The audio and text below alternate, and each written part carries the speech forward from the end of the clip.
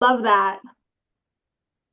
All right, thank you so much. Good morning. My name is Heather Peralta. I will be your presenter for today. Just a little about myself. Professionally, I have been supporting folks who have developmental disabilities for 25 years. I began my career supporting individuals living in group home settings, then in DTA, which is day training for the adults. I have worked home and community-based services, providing respite, habilitation for the individuals who have high needs.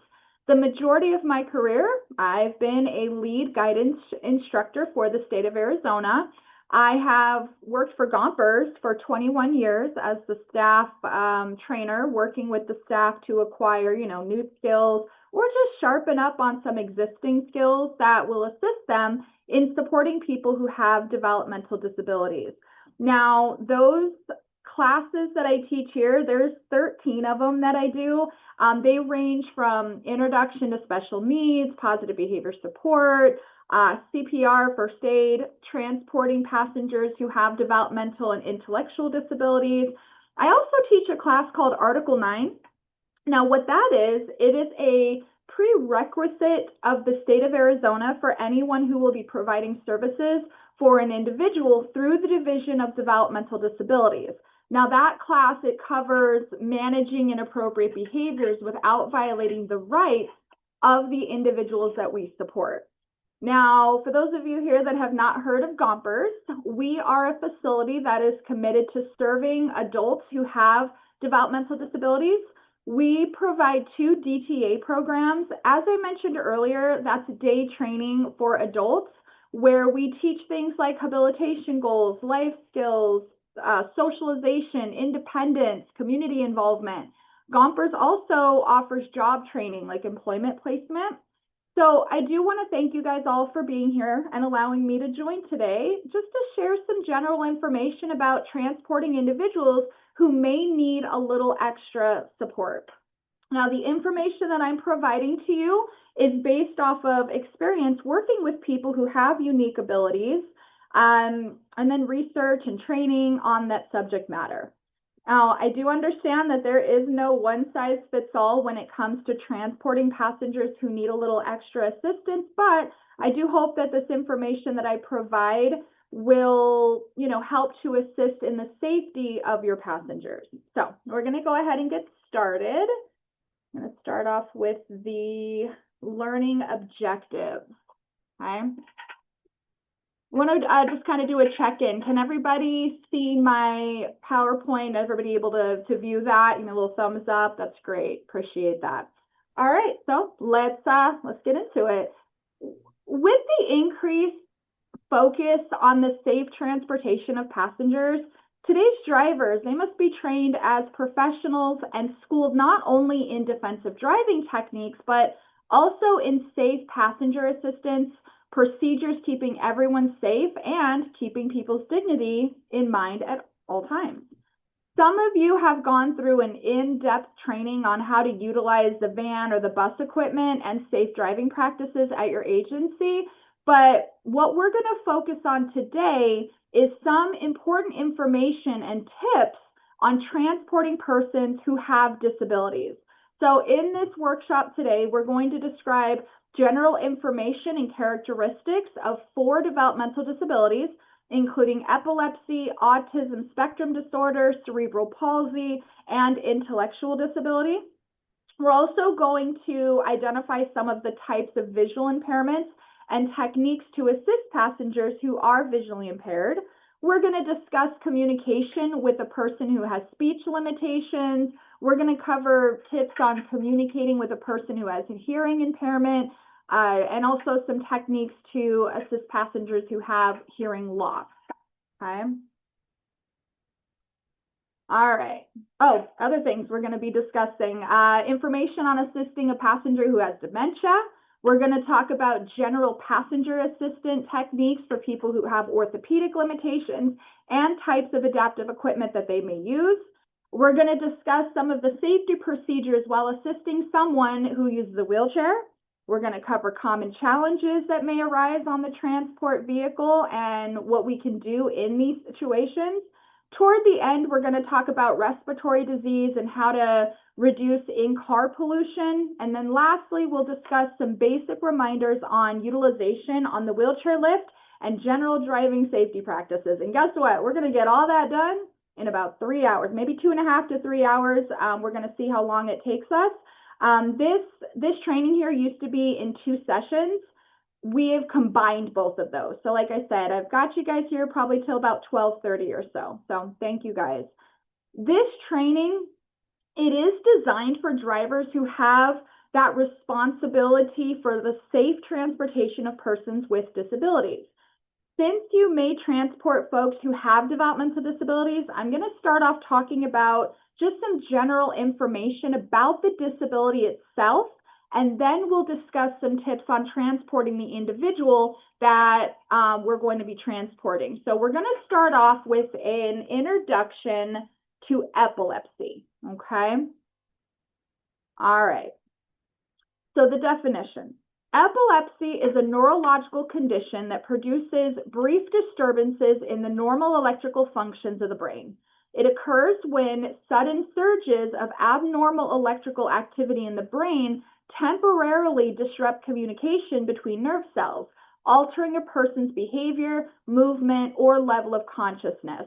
Now, normal brain function, it is made possible by millions of tiny electrical charges passing between the nerve cells in the brain to all parts of the body. When someone has epilepsy, this normal pattern may be interrupted by intermediate bursts of electrical energy that are much more intense than usual. They may affect a person's consciousness, bodily movements, or sensations for a short time. So when we think about the word epilepsy, it is derived from the Greek word meaning epilembanian, and that is like to be seized or to overcome. That's where that word came from. Epilepsy, it is a broad term used for a brain disorder that causes seizures.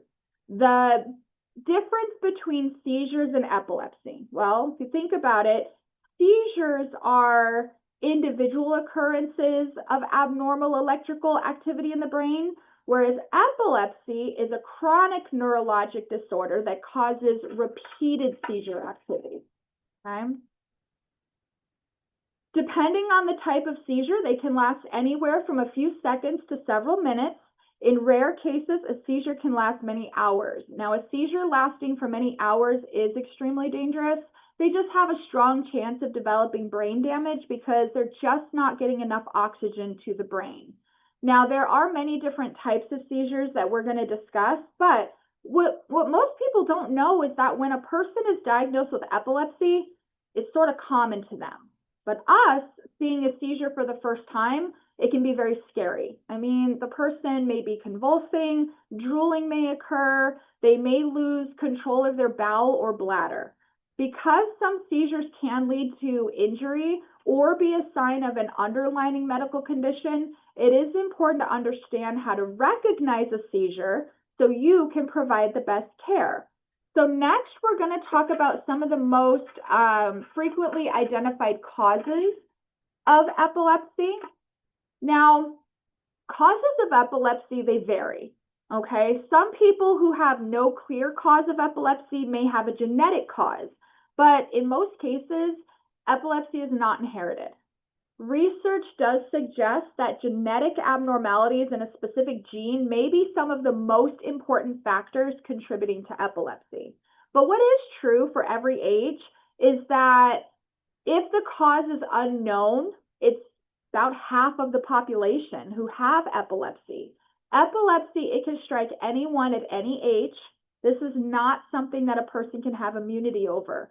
So we're going to go over some of the most commonly known causes of epilepsy. So the very first one on the list here is trauma at birth, such as loss of oxygen or trauma during birth, or if the baby has a high fever. Now, sometimes a child will have a seizure during the course of an illness with a high fever.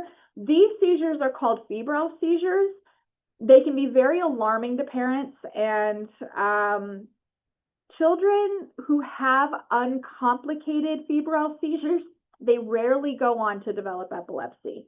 Febrile seizures usually occur in children about 6 months to 5 years, that's pretty common, but you definitely want to seek immediate medical attention if this is the child's first seizure, just to find out exactly what the cause of that seizure was, okay? Another cause is brain damage. Brain damage from illnesses or injury. Now, childhood diseases such as whooping cough, chickenpox, measles, they can lead to things like meningitis, and meningitis can damage the brain. Substances like lead and mercury, they also cause irreparable damage to the brain and the nervous system. Vaccinating children at the recommended age may prevent some febrile seizures by protecting children against these diseases that lead to high fevers. Now, you can also take precautions to prevent head injury. There are safety measures like wearing seat belts in cars, putting children in car seats, wearing helmets when riding a motorcycle, or, wearing protective headgear when playing competitive sports, watching children around water, and other measures that prevent head injury and other trauma that could cause epilepsy. The next one on the list is excessively rough handling or shaking of an infant. So when there is a traumatic blow to the head or any jarring or shaking of the brain, the impact of the brain against the rough edges of the inside of the skull, it can cause tearing of the brain tissue and blood vessels that may cause bleeding, bruising, swelling in the brain. Since the brain is covered by the skull, there's only a small amount of room for it to swell. This causes pressure inside the skull to increase, which can lead to epilepsy or other neurological conditions. The next one on the list, number 4, is use of certain drugs or toxic substances when administered in large doses, okay, or if they're suddenly stopped. So alcohol withdrawal seizures may be different than epileptic seizures, or it could make epilepsy worse. So when alcohol is suddenly stopped, it kind of reduced that short period of time where a seizure may occur. This happens in people with or without epilepsy. The next one on the list is interruptions of blood flow to the brain caused by stroke, tumor, or certain cardiovascular problems. Now, in the history of time, there have been some misconceptions about epilepsy. Despite recent advances, there are some cultures that still believe that epilepsy is contagious. It is not contagious. You simply cannot contract it from another person by standing next to someone, eating meals together, or drinking from the same glass as someone who is diagnosed with epilepsy. It is not contagious. All right, there are many different types of seizures, but we're really only going to focus on 2 of the most common types of seizures. Now, honestly, sometimes it is hard to tell when a person is having a seizure. A person having a seizure, they may just seem confused or look like they're staring at something that's not there, or it could be something in their environment that they're just staring at. Other seizures, they can cause the person to fall, shake, and become unaware of what's going on around them. Seizures are classified into 2 groups. The first one is called a generalized onset seizure, and the second is a focal onset seizure. So first, we're going to go over some information on the generalized seizure, okay? Now, generalized onset seizures occur when there is a widespread seizure activity in the left and right hemispheres of the brain. The different types of generalized seizures are absent seizures. They were formerly known as petit mal, and the tonic-clonic, which is the convulsive seizures. These are formerly known as the grand mal seizure. Okay, that's the big one. The grand mal seizure, it does involve 2 phases. Now, in the tonic phase, the individual loses consciousness and they may fall, and the body becomes very tight. In the clonic phase, the muscles of the body, they contract and relax in rapid succession, causing that jerking and twitching. So that's actually the convulsions that we see. The generalized absence, also known as the petit mal, these cause a brief period of like 5 to 15-second lapse in consciousness. It's like blanking out or just staring into space. Like other kinds of seizures, they are caused by a brief abnormal electrical activity in the person's brain. Now, during an absence seizure, the person is normally not aware of their surroundings and will not respond if someone is talking to them. The person's eyes may turn upward and their eyelids might start to flutter. If they're in a conversation, I have seen people in the conversation and in the middle of the conversation, they're talking, and then all of a sudden they just do this.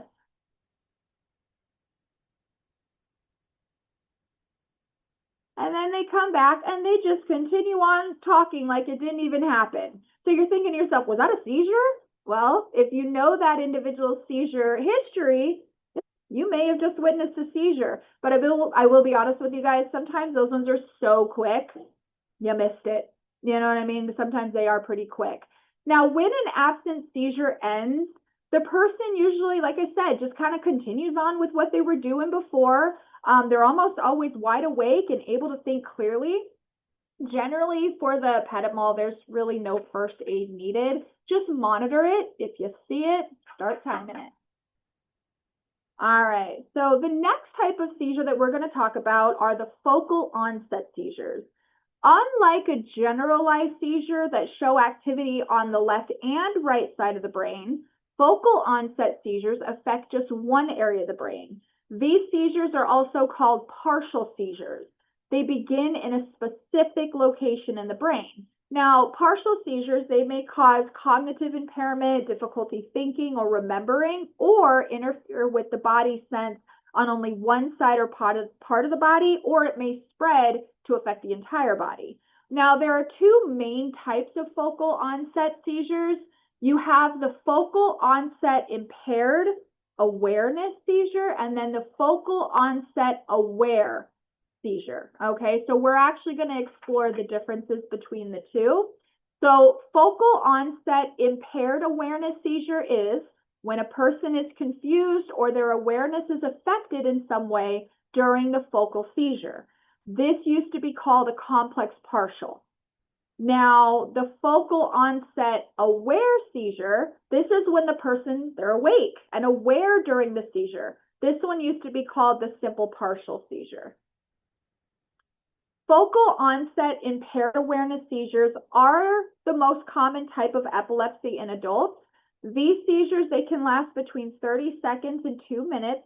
People having this type of seizure, they may appear just to be daydreaming or staring blankly. They may also show signs that include being unable to respond for a few minutes, swallowing a lot, or just smacking their lips. Pick at things like the air, the clothing, or their furniture.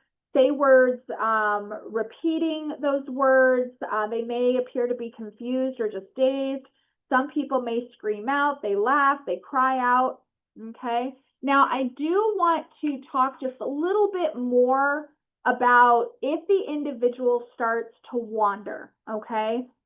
It is important to note that they may walk around during the seizure, but not be in control of where they're actually going, and they may not be able to protect themselves.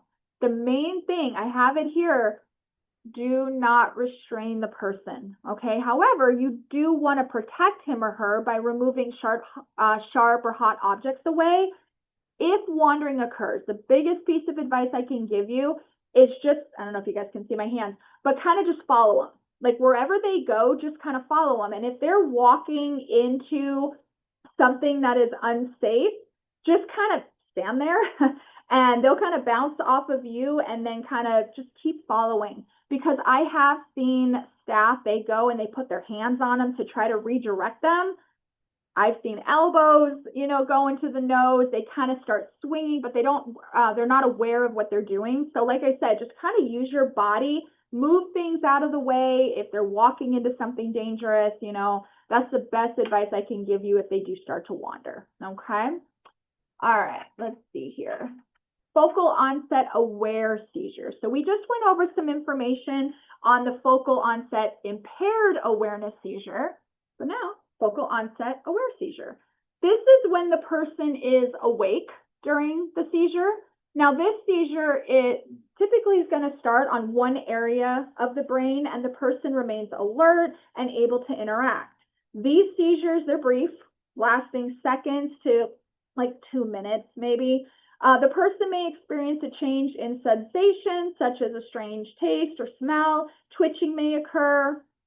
The best thing you can do for this person is monitor the seizure, start timing it as soon as you notice, and just comfort them and just stay calm. Okay, but we'll talk about staying calm a little bit more in detail in a little bit. Okay, now when the focal awareness seizure ends, the person usually continues doing what they were doing before it started. This type of seizure can just be a warning or maybe an aura before a stronger seizure. Okay, I've seen that quite a bit as well. All right, now that we know how to recognize a seizure, what we're going to do next is we're going to discuss some things you can do to support a person who is having a seizure. Now, when we're talking about the tonic-clonic, okay, that's the big one. Keep in mind that it is often the most dramatic and frightening, but it is important to realize that a person undergoing an epileptic seizure, they're usually unconscious. The seizure usually only lasts a few minutes, and the person doesn't need medical care. But if you do see someone having a seizure, we're just going to go over some simple things that you can do to help. So, number one thing I have here is to stay calm. Don't try to revive the person, okay? Just you want to let the seizure run its course. If you begin to panic, so is everyone else in the vehicle, and you're not going to be able to provide the best care. So just stay calm. Next, protect the person from injury by helping them to the floor if needed, okay? Now, the reason a person generally gets hurt during a seizure is if they fall or if they have what's called a drop seizure. If the person is sitting in the vehicle, okay, and you look in the rearview mirror and you see that they're starting to have a seizure, okay, I'll talk more about this later, but you'll pull over the van. But what you're going to do is if they're leaning to the side, just kind of stand there. Just stand there and let them kind of lean up against you. Now, of course, in the vehicle, it's going to be kind of tight quarters. So they're either going to be able to go one way or the other. So if they're in a sitting position, and let's say maybe they're sitting in the side seat and they're going forward, okay, hopefully they're wearing their seatbelt, so it'll kind of keep them in there. But again, just kind of let them lean on your body. But if they're going to the floor, ease them to the floor, okay? If you are there and are able to protect that, protect their body. And of course, you know, you're gonna monitor the seizure, start timing it, okay? Only move the person if they're in danger, all right? So if they're laying on the hot pavement or in the middle of the road, but in general, it is best not to move a person that is having a seizure. By moving someone, we could cause injury like a dislocated shoulder. It could, you know, cause the person to be more confused or agitated. Just leave them in the position and just monitor, okay? Oh, not yet. Time the seizure, okay.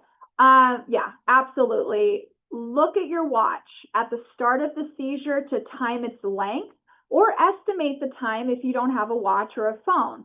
In general, if the seizure lasts more than 5 minutes, that's when we're going to call for an ambulance. And I say in general because some folks who have epilepsy, they may have a specific protocol for their seizures.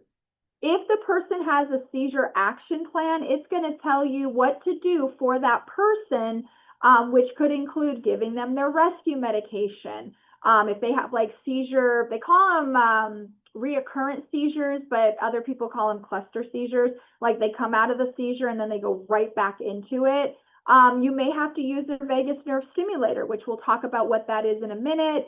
Just read the protocol. There are some folks that their protocol says call immediately, you know. Let's see what's next. Yeah, check for a medical ID.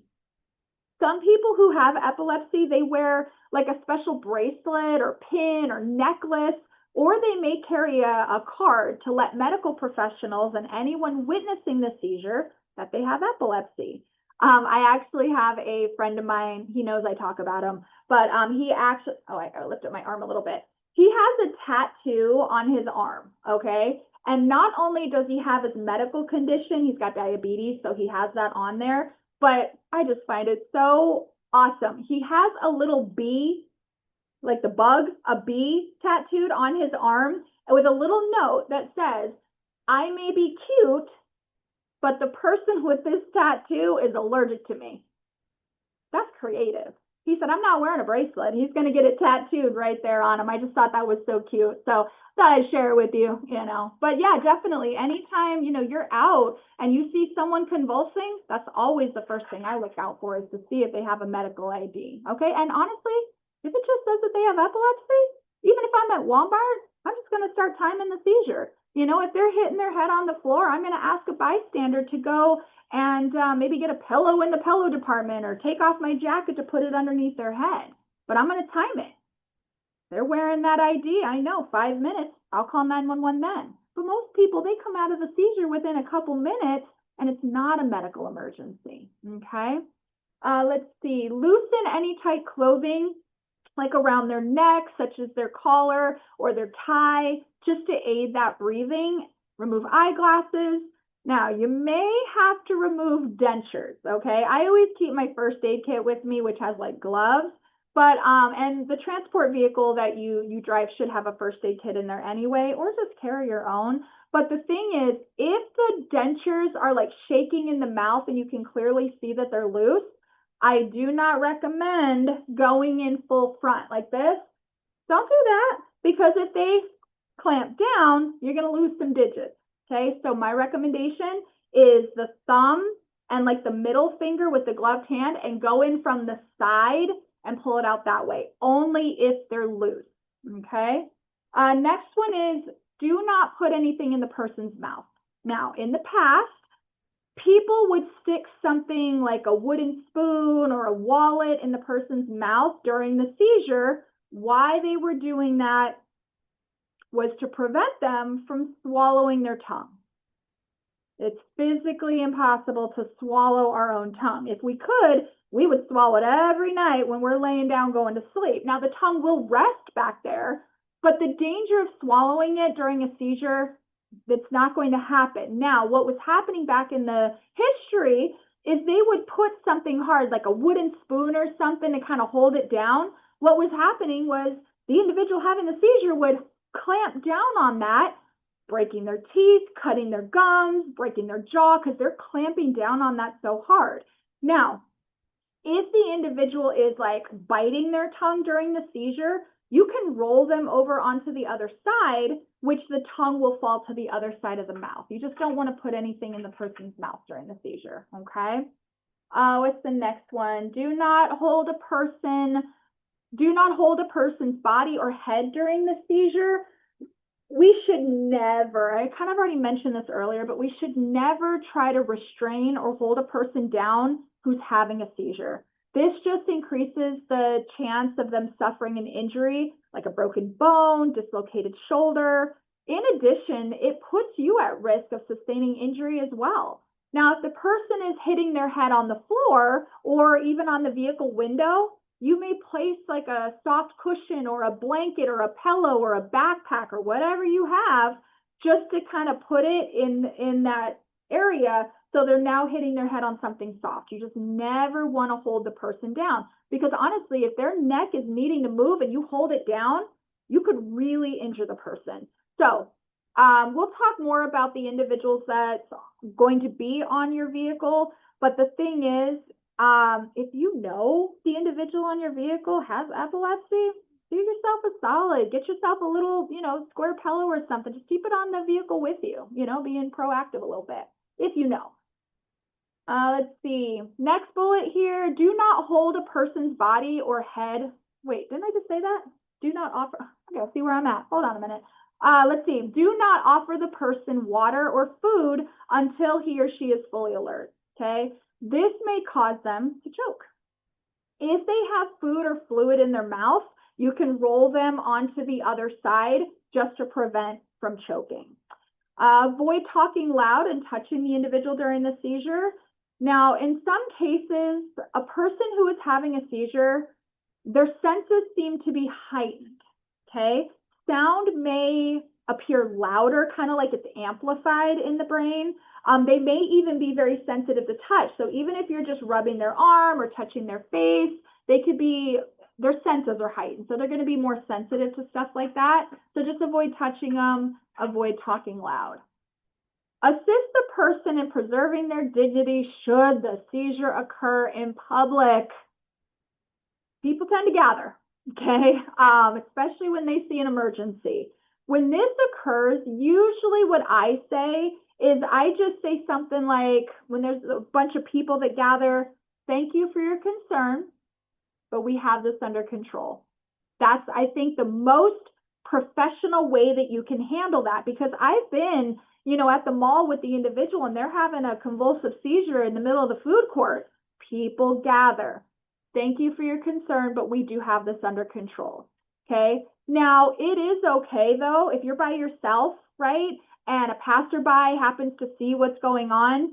I mean, one other person, sure. Okay. Because they may be the one to help you time it. They may be the one to call 911 if needed. You know what I mean? But a whole group of people, we don't want that. And the reason I say that is because the individual, when they come out of the seizure and there's a bunch of people looking down on them, that could be very embarrassing, especially if they're confused or if they've eliminated on themselves. So just one or two people, that's all we need. Let's see. After the seizure, the person should be allowed to rest or sleep if necessary. Now, I've never had an epileptic seizure, but I have spoken to many, many people who have, and the most common thing they say is it is exhausting. Okay, it takes a lot of their energy away. So if the individual falls asleep after the seizure, let them sleep. Let them take a snooze. Okay, after resting, most people, they carry on as before. Okay, let's see here. Most common question I get, when to call 911? It's a great question.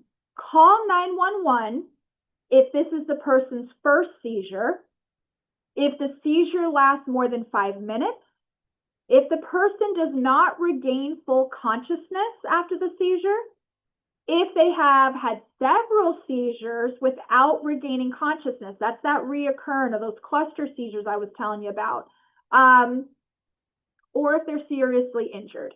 Okay, unfortunately, like I said earlier, when someone falls, when they just drop, I've seen heads getting cracked open. I've seen broken ribs. Like, it's possible that they could get injured. So, of course, your agency policy is going to have protocols on what you're going to do. Of course, if they're hurt, call 911, obviously. But we'll talk more about like writing reports and things like that in just a little bit. All right. Next up, we're going to discuss some of the common triggers to seizures. The first one on the list here is sleep deprivation, being overtired, not sleeping well, not getting enough sleep, disrupted sleep. These are things that can influence a seizure for someone who has epilepsy. The flashing bright lights or patterns.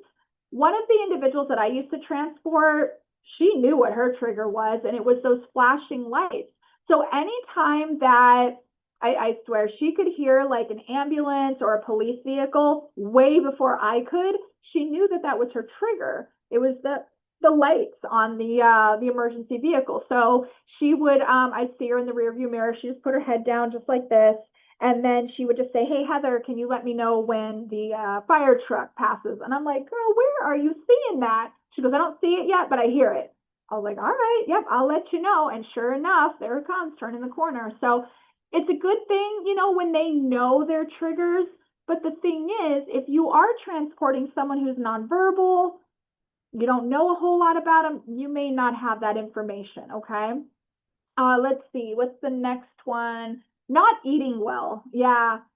Just long times without eating, dehydration, not enough fluids, low blood sugar, vitamins and mineral deficiency can also trigger some seizures.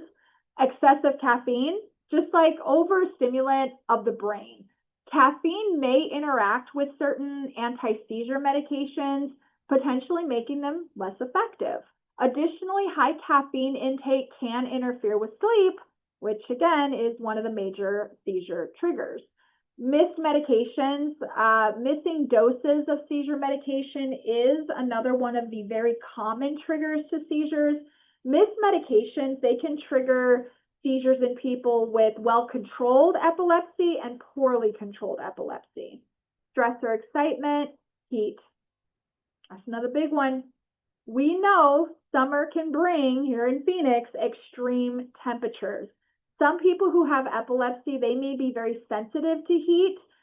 We tend to see a lot more seizure activities in the summer. It's like inevitable, okay? We try to prevent them. Like I know here at Gompers, we, shade the individual with an umbrella. We have them splash water on their face before they go out to get onto the transport vehicle. What else do we do? Make sure that they have their water, that they're hydrated throughout the day. But every summer, we just see more seizure activity. This is how it goes. All right. Next up, earlier I mentioned, the vagus nerve stimulator. Now, what that is, it's a battery-powered device, and it's surgically implanted under the skin of the chest. Kind of looks like, you guys can't see me, my camera's not here, but anyway, it's on the left side of the chest here. Kind of looks like a pacemaker, and it's attached to the vagus nerve in the lower neck. Now, this device, it delivers short bursts of electrical energy to the brain via the vagus nerve. It kind of goes up the neck into the brain. On average, the stimulation reduces seizure activity about 20 to 40%. It may also reduce the time it takes to recover after the seizure. It's unlikely to completely stop the seizure, and it's definitely not a cure for epilepsy. So the vagus nerve stimulator, it's used for people who have what's called drug-resistant epilepsy. That just means that the seizures are not controlled after trying at least 2 of the appropriate seizure medications. It's kind of like an add-on to the treatment, which is used in addition to the seizure medication. Now, if a person has a vagus nerve stimulator, they're going to carry with them, I hope you guys can see this, a magnet. This is what it looks like. Now, the reason it's got the straps on here is because this here, it serves as a bracelet. If I can get this on by myself.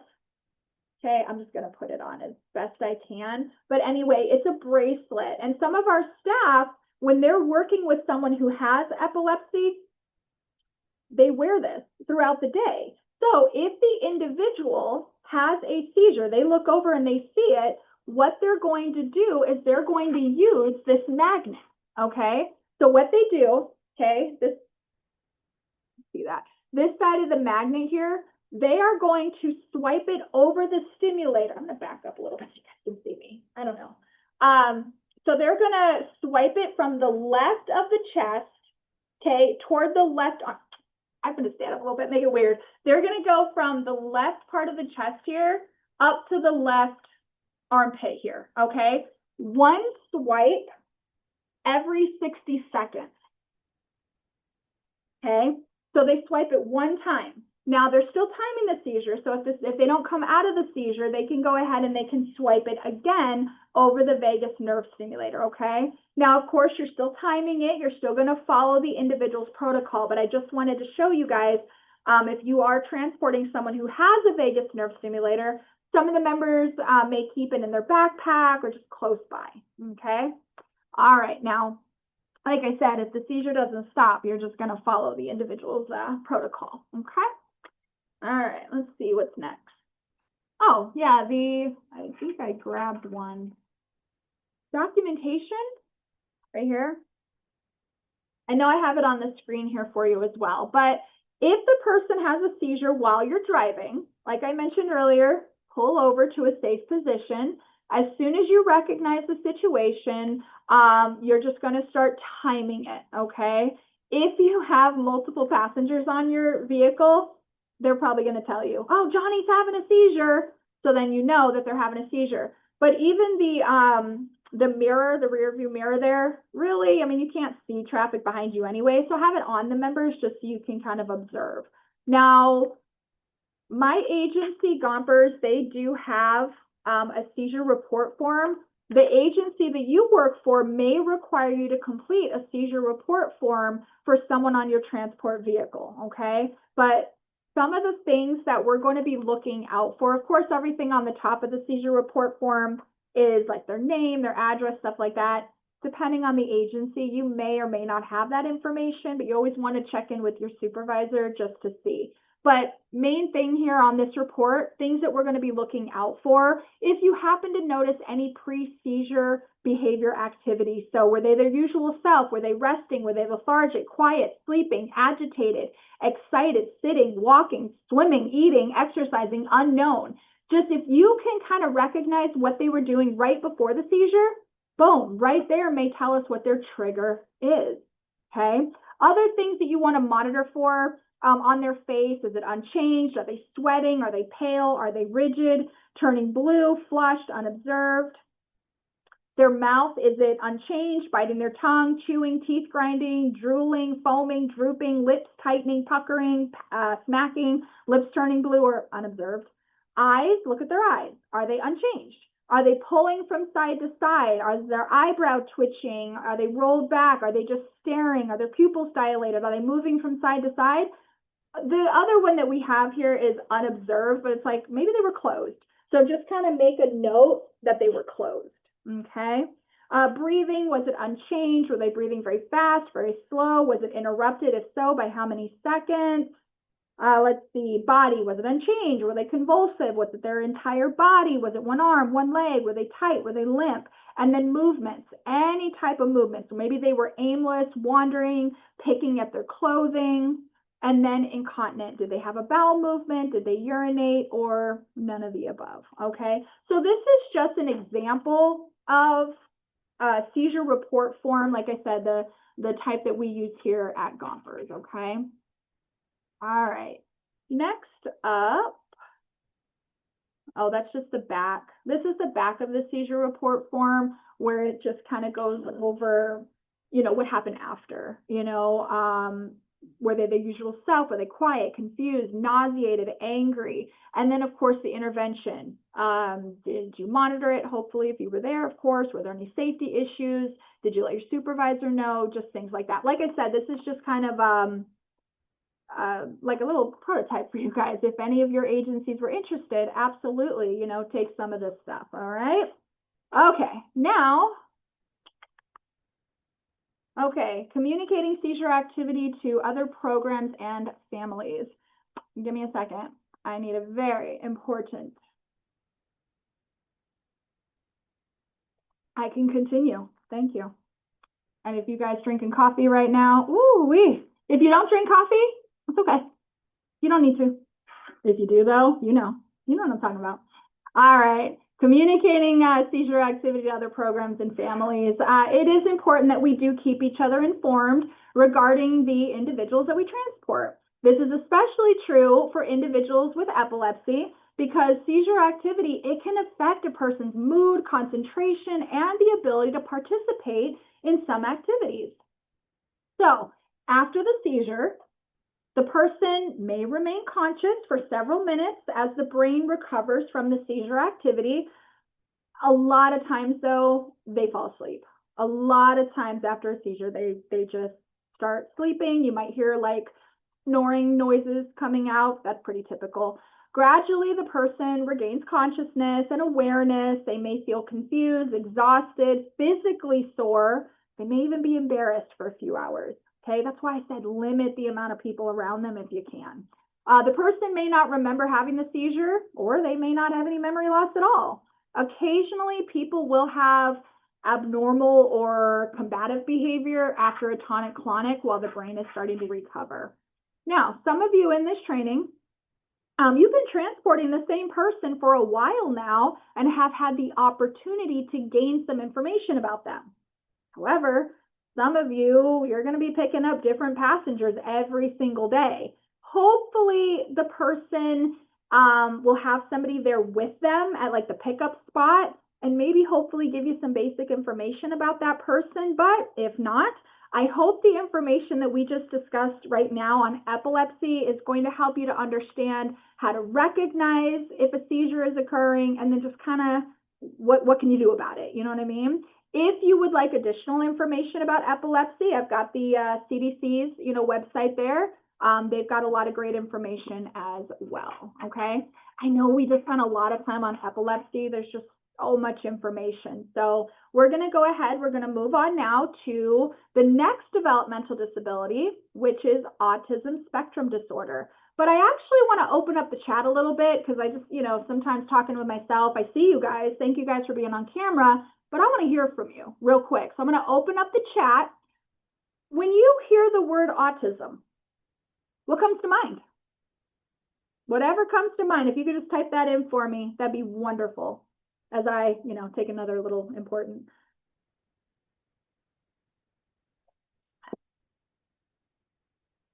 Okay, unique, human, love it.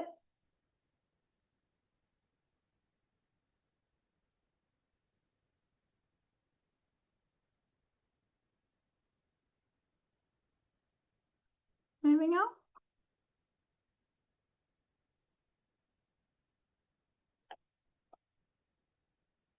Being kind, okay.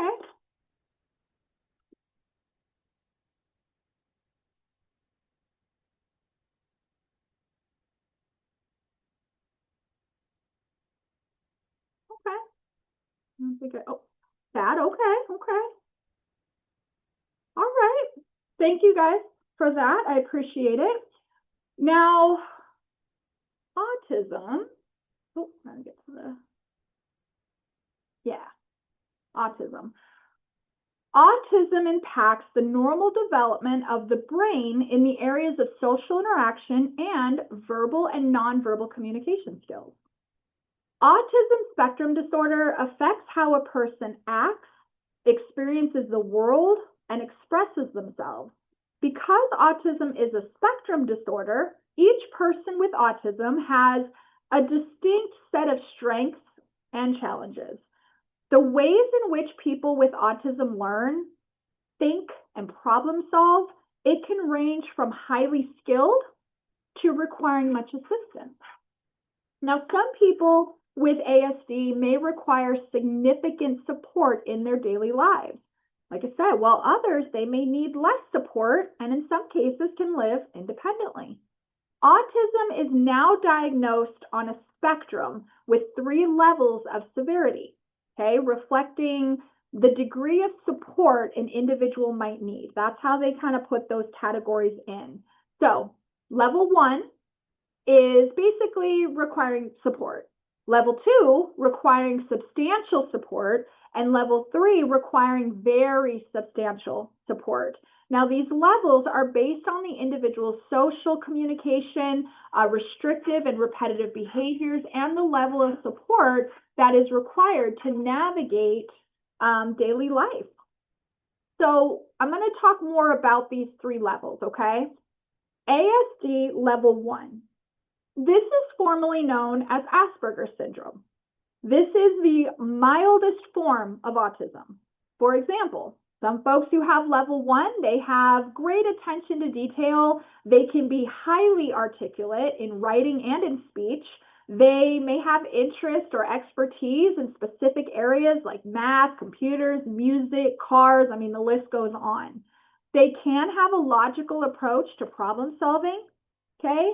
Those on this level may require some support to help with issues like inhibited social interaction, lack of organization and planning skills, but it really just depends on the person.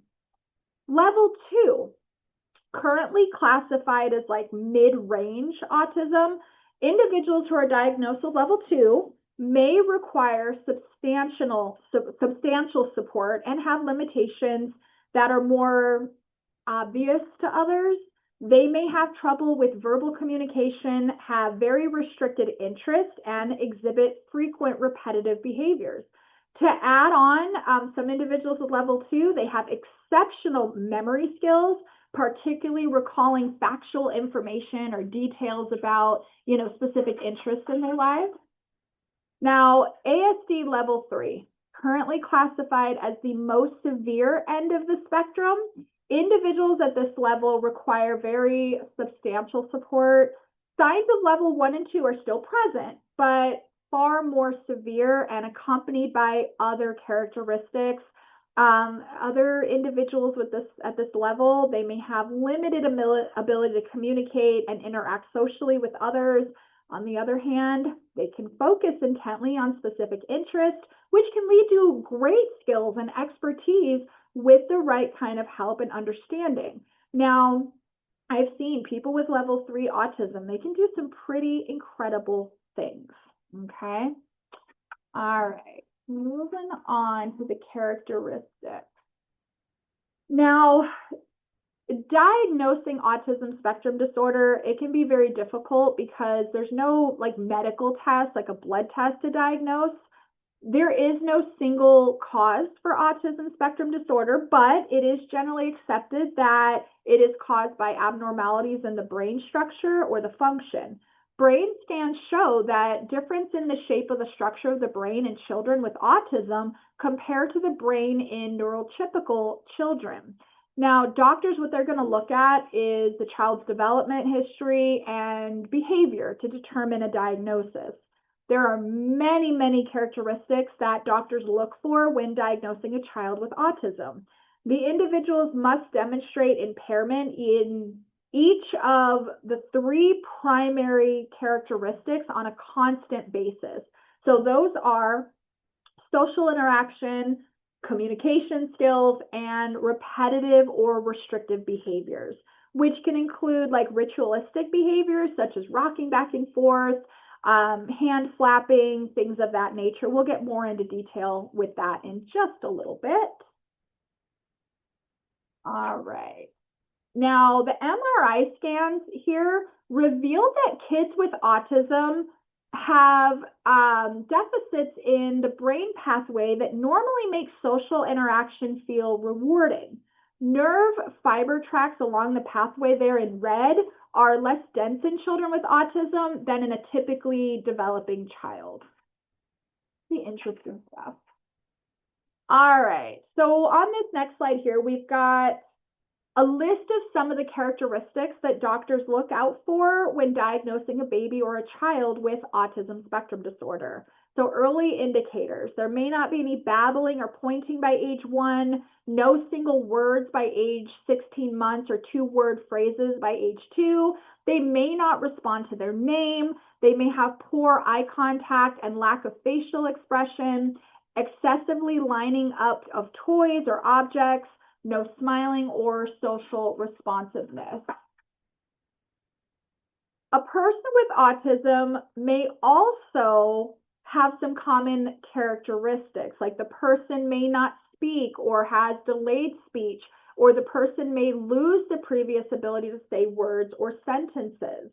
They may resist physical contact, but if you are transporting someone who is non-speaking, you may be able to listen and recognize the different sounds that they make, and it'll give you the indication of like happy, excited versus angry and done. You just kind of listen out for those different tones.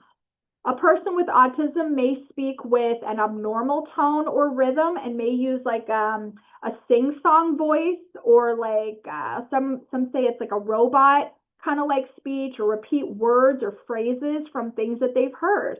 That type of communication style is known as echolalia. The person may not appear to understand simple questions. They may have difficulty recognizing nonverbal cues, such as interpreting what other people's facial expressions, body language, and tone of voice. Okay, they may be unaware of other people's feelings. Now, people with ASD, they may talk constantly about specific things that interest them and be completely unaware that the people that they're talking to may not have that same level of interest. Okay, they're not going to pick up on that. A lot of times, not all. People with ASD, they usually have difficulty with social interaction. Now, some parents have said that before their child's diagnosis of ASD, they just thought their child was like just very shy, you know, because usually they'd be kind of, you know, playing by themselves a lot, but they just classified it as, oh, my kid's just shy.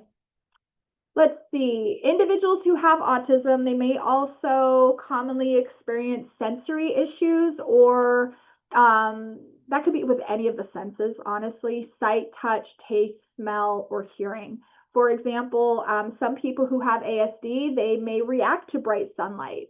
Others are excessively bothered by tags on their clothing or by loud noises. People may be bothered by these things, right?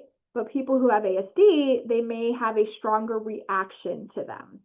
Another common characteristic, they may display repetitive behavior of words or phrases verbatim, may do repeated action.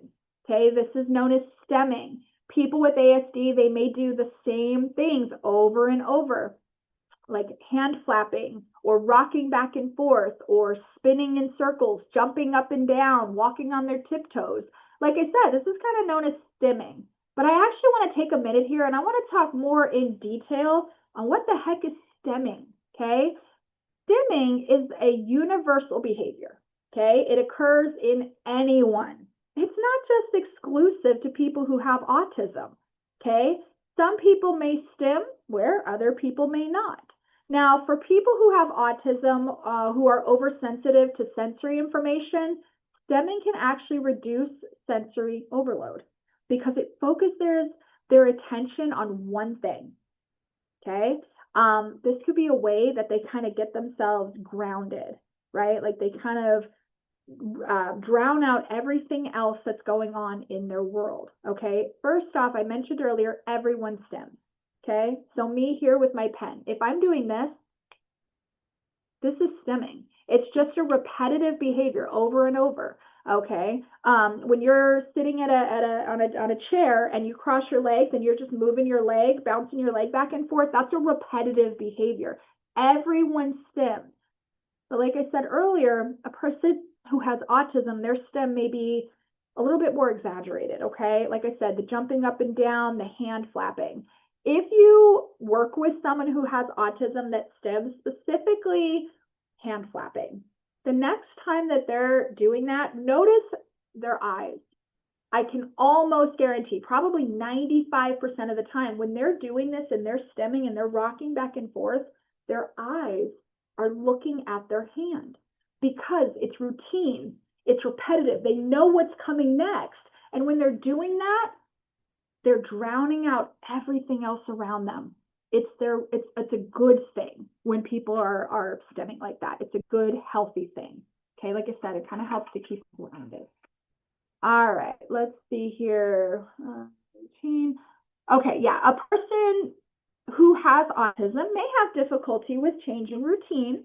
Now, many people with ASD, they seem to thrive so much on routine. Sometimes changes to their daily patterns of life, like an unexpected stop on the way home from program. This can be very challenging. Some people may even get angrier or have emotional outbursts, especially when placed in a new or overly stimulating environment. Later in the course, we will be talking about some tips on how we can make this change just a little bit more calming for the individual. Right now, we're just going through the introduction on the disabilities themselves. Like I said, later we'll go into more of, well, how can we support them, okay? Now, a person who has autism may have strong attachments to objects, and in some cases, aggressive and or self-injurious behavior may be present. Now, the person may become obsessed with something. It seems like OCD and autism, a lot of times they kind of go hand in hand with each other, so they become obsessed.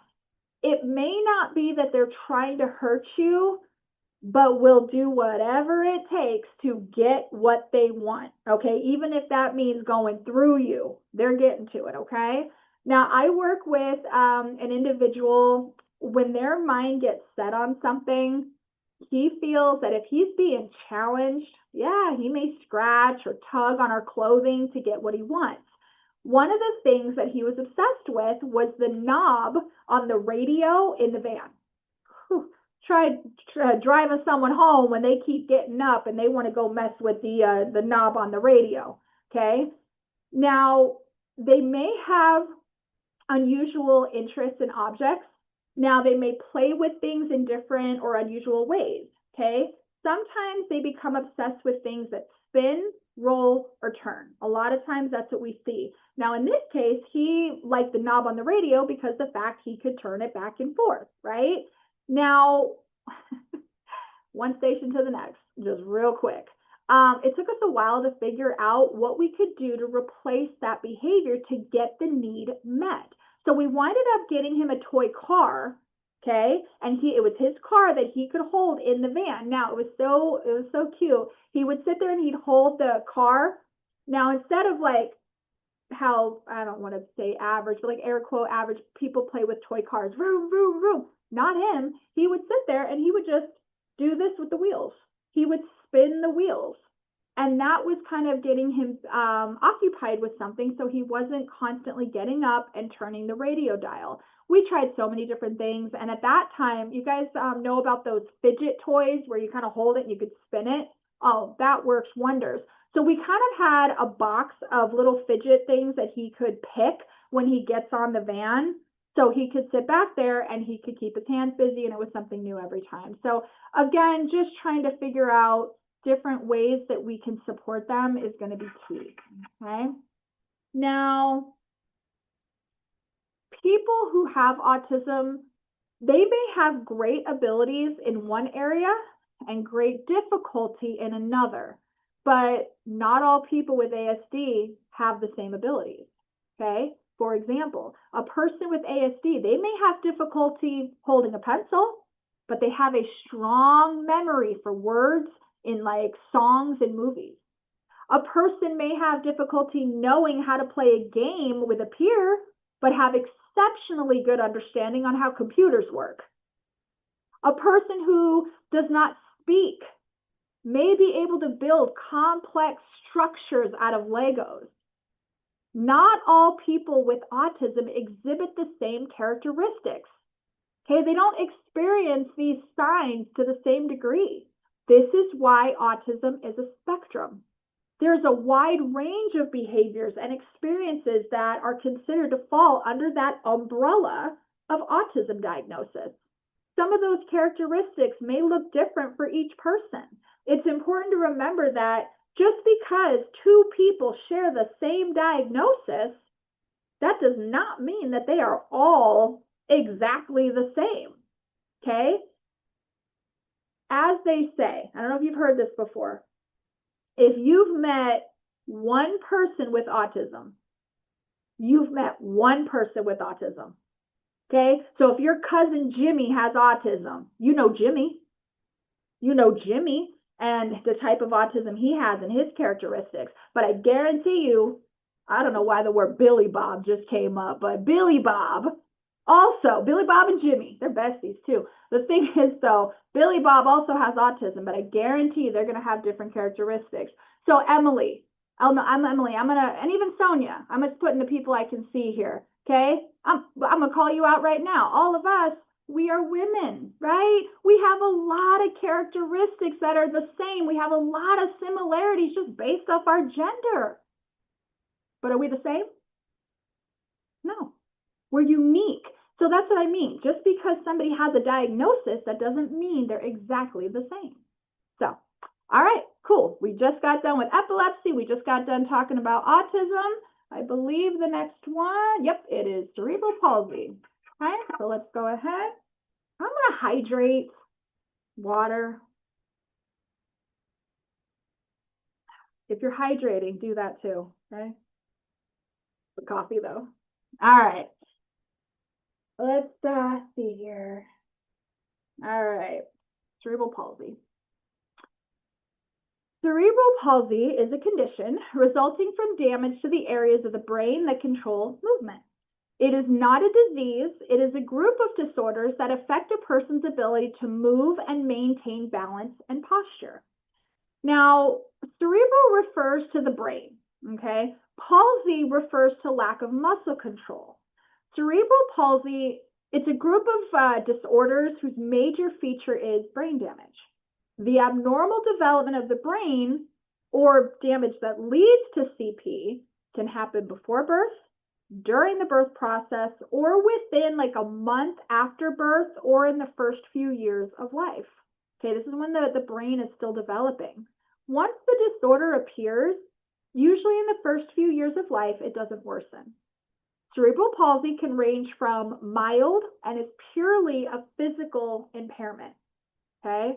However, in more than half of the cases, people who have CP, they also have intellectual disabilities, and many people who are diagnosed with cerebral palsy, they also have epilepsy. Okay. Like those two kind of go hand in hand as well. All right, risk factors. Many of the signs of cerebral palsy may be present at birth, or they may not be seen for months or years later. A diagnosis of cerebral palsy may occur immediately after birth, but more commonly occurs within like 15 to 24 months. All right. As far as like causes, I mean, honestly, there's no single cause of cerebral palsy. For most babies who are born with cerebral palsy, the cause remains unknown. But we are going to discuss some of the things that may increase the chance that a child will have CP. These are called risk factors. It is important to remember, though, that having a risk factor does not mean that the child will have cerebral palsy, but we're just going to go over some of these risk factors. So the first one on the list there is asphyxia. That's basically lack of oxygen to an infant before, during, or shortly after birth.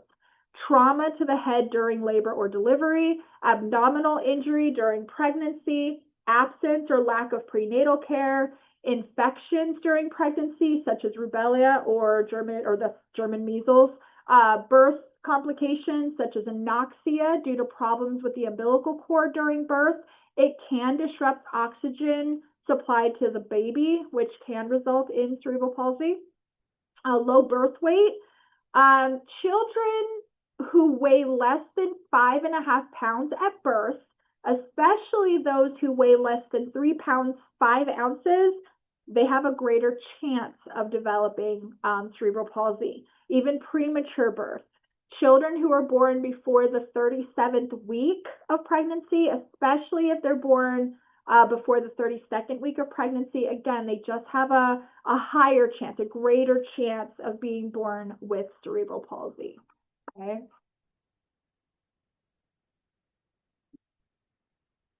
I do want to mention, though, okay, we're in the year 2026, okay? Intensive care for premature infants has improved a lot over the past several decades.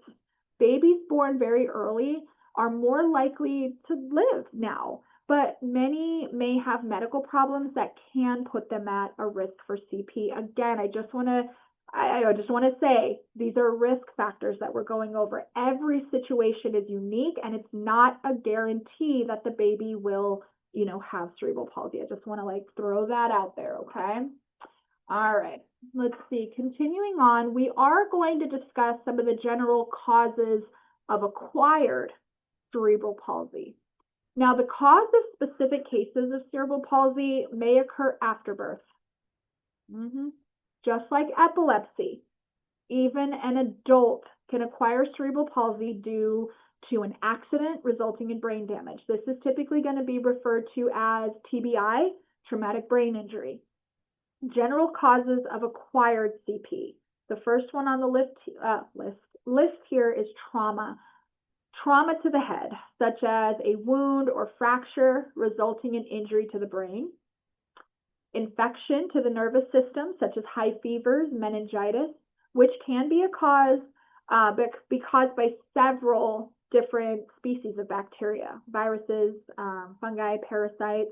Now, if an infection occurs, it can cause swelling in the membranes around the brain and the spinal cord, which can lead to severe brain damage. Okay, it can affect the motor skills, The next one is vascular problems. Okay, so on the brain, such as hemorrhage, anoxia due to strangulation, carbon monoxide poisoning, smoke inhalation, and near drowning. Can you guys give me a raise of the hand if you guys have taken CPR, adult and pediatric? Has anyone in here taken both? Okay, we got one. Okay. So that's another class that I teach. I do CPR first aid. But in that class, one of the things that we talk about is something called the chain of survival in adults and in pediatrics, which is children and infants. Just talking about the number one chain, the link is prevention, especially with children and vulnerable adults. Like, preventing these accidents. Like, how do we prevent injuries? How do we prevent drowning? Okay, just to name off a few, life jackets, teaching the kid how to swim, watching our kids around water, putting gates around the pool, which I will say real quick, if y'all have kids or have seen kids or videos of children, these children, man, they're smart. They're working their way over these fences. They're putting up lawn chairs and they're making their way over. So those gates and stuff, it's only buying us some time. But I even mentioned teaching kids how to swim. You guys ever see those videos, okay, where they're throwing the 1-year-old in the pool? You ever see those videos? They're throwing the 1-year-old in the pool, and then the baby just does one of these. Can somebody come get me? They're teaching these babies how to roll over so they're I get nervous, but it's a good thing, right?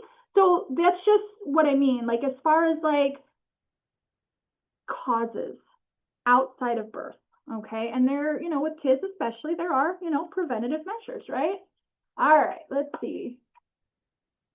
We're going to talk about some of the early indicators of cerebral palsy in babies, okay? So it says here, poor muscle tone in baby's limbs resulting in heavy or flopping arms and legs, stiffness in baby's joints or muscles or uncontrolled movement in the baby's arms or legs, difficulty coordinating bodily movements, including grasping and clapping, a delay in meeting milestones like sitting, rolling over, crawling, walking, okay? The earlier the diagnosis, the sooner that they can get the support that they need. And I'm actually going to talk more about the support in a little bit, just as like a side note.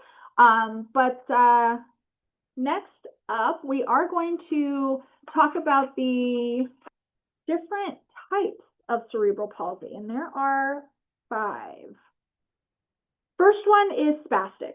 Spastic CP is actually the most common type of cerebral palsy. It affects about 80% of the people who are diagnosed with CP. Now, in people who have spastic CP, you're often going to find those tight muscles, okay? People with CP, they have increased muscle tone. This means that their muscles are very stiff, and as a result, their movements may be very limited. So like it could be on either side of the body, it could be all 4 limbs, which I'll talk about in a minute, but they're very tight. They don't move their limbs freely. Most severe type of spastic CP is going to be spastic quadriplegia, and it affects all 4 limbs, the arms, the legs, and the face. This usually means that the individual is not going to be able to walk. They may have other developmental disabilities like intellectual disability. They may have seizures. A person may also have like difficulty with speech or vision. They may have hearing loss as well. The next type of CP is athetoid or dyskinetic. This is just unintentional or uncontrolled movements will be due to an ever-changing level of muscle tone. People with athetoid CP, they have problems controlling the movement of their hands, arms, feet, and legs, making it difficult to sit and walk. The movements are uncontrolled, and they can be very slow or they may be very fast. Sometimes the face and the tongue are affected, and the person has a hard time maybe sucking, swallowing, talking, so their speech could also be delayed as well. Next type of CP is ataxic. This is characterized by lack of coordination and balance due to damage to the cerebellum. Hypotonic, this is just characterized by abnormal low muscle tone, kind of like described as being limp. Muscles may feel weak or lack resistance to movement. And then you have mixed. Mixed occurs when 2 or more types of CP are present in the same person, okay? So what that means is someone may have spastic CP on one side and then athetoid on the other side, okay? So it's mixed. A common question that I get a lot is, does cerebral palsy affect intelligence? Not directly. Generally, cerebral palsy is a motor disability, meaning that it only directly affects motor skills such as movement, muscle tone, and posture. However, about 50% of the individuals who have cerebral palsy also experience some intellectual impairment. So when we think about intellectual disabilities, this can be a link of cerebral palsy, which means the two conditions, they often occur together. However, cerebral palsy and intellectual disability, they're two different things. They're, not directly related, okay? It's gonna create damage to separate parts of the brain. Common myth about people who have cerebral palsy, and this is a myth, it's a stereotype, okay? Oh, people who use a wheelchair or have speech limitations, they must not understand what they're saying. If they don't have a way to communicate, they must not understand what we're saying. That is false.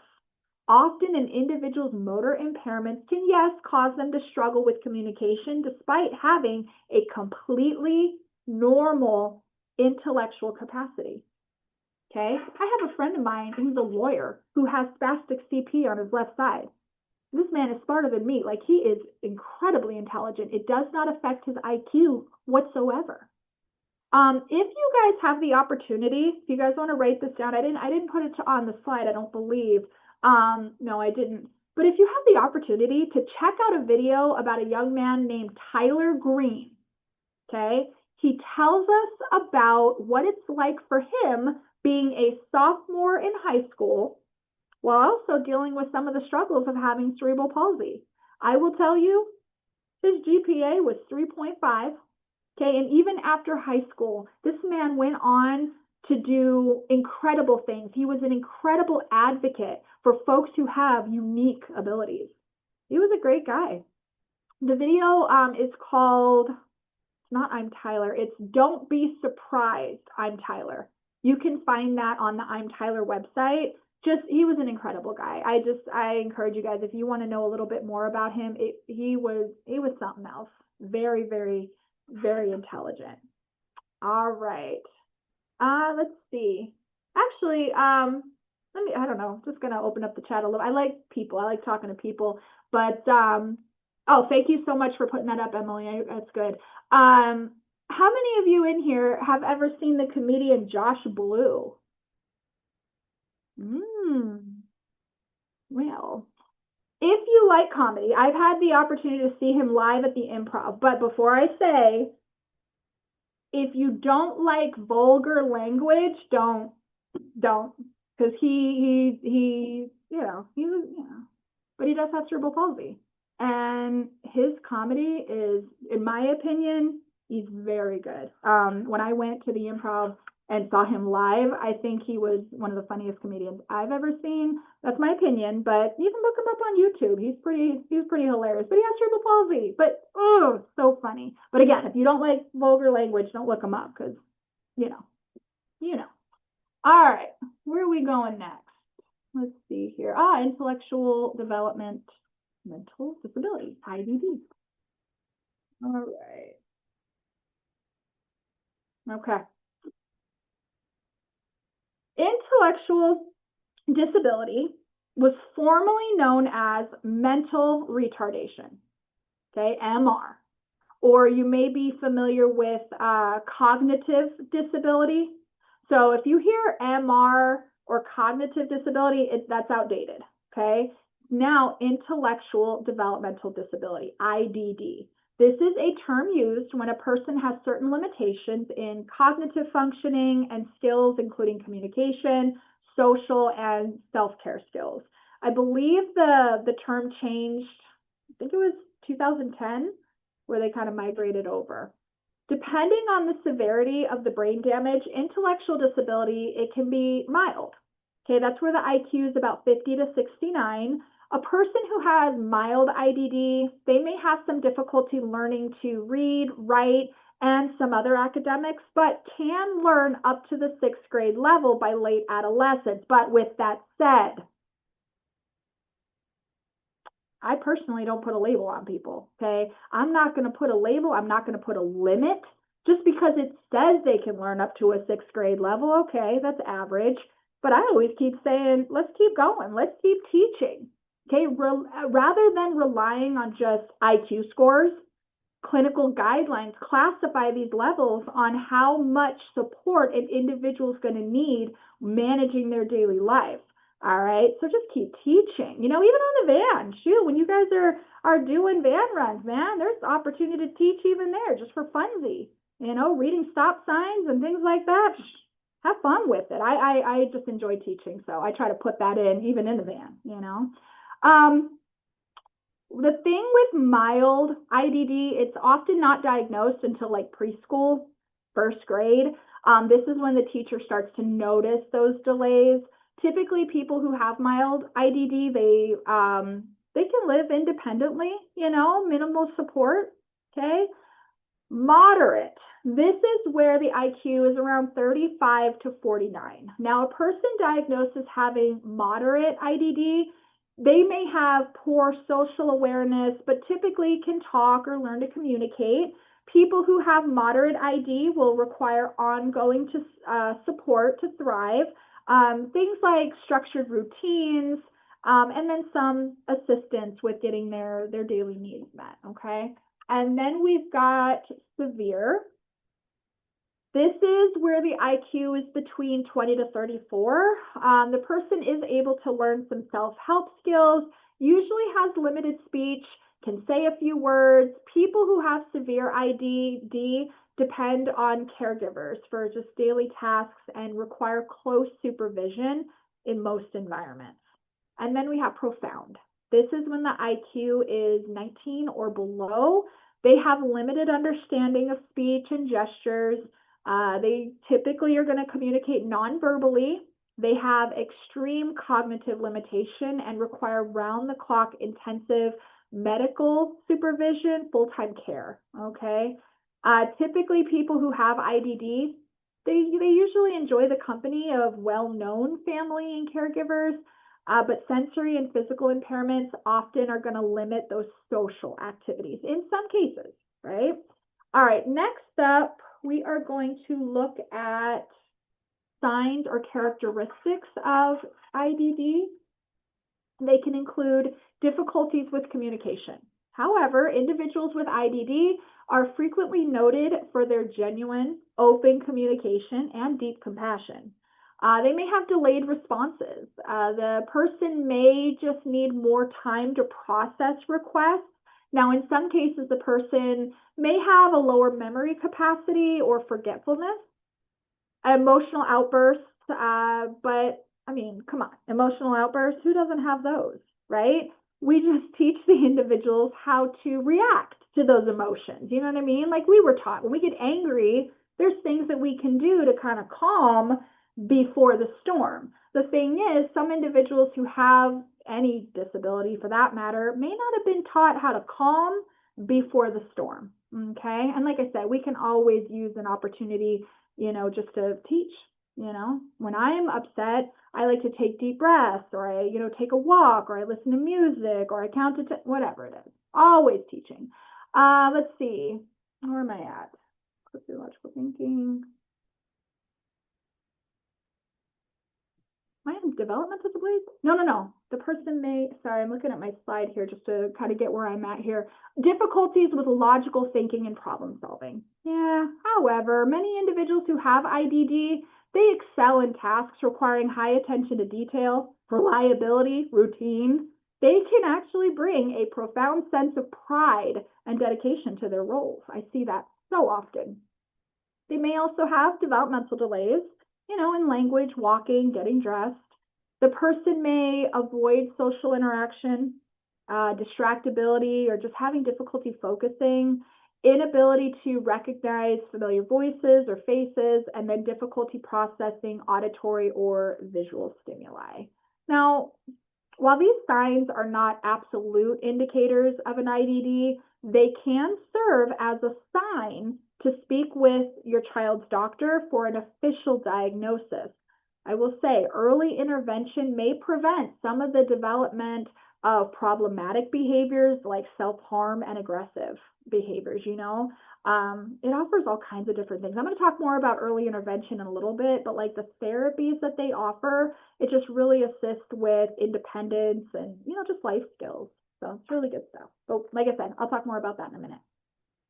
All right, causes of intellectual disability. Intellectual disability can be caused by any complication that starts any time before a child turns 18 years old, even before birth. It can be caused by injury, disease, or problems in the brain. Several hundred causes have been discovered, but in about 1/3 of the people affected, the cause remains unknown. So the major known causes of intellectual disability before birth. Okay, the first one is fetal alcohol spectrum disorder. This is a condition in a child that results from alcohol exposure during the mother's pregnancy. Fetal alcohol syndrome causes brain damage and growth problems. The next one is Fragile X syndrome. This is the most common inherited cause of intellectual disability. This is just caused by a mutation in the FMR1 gene located on the X chromosome.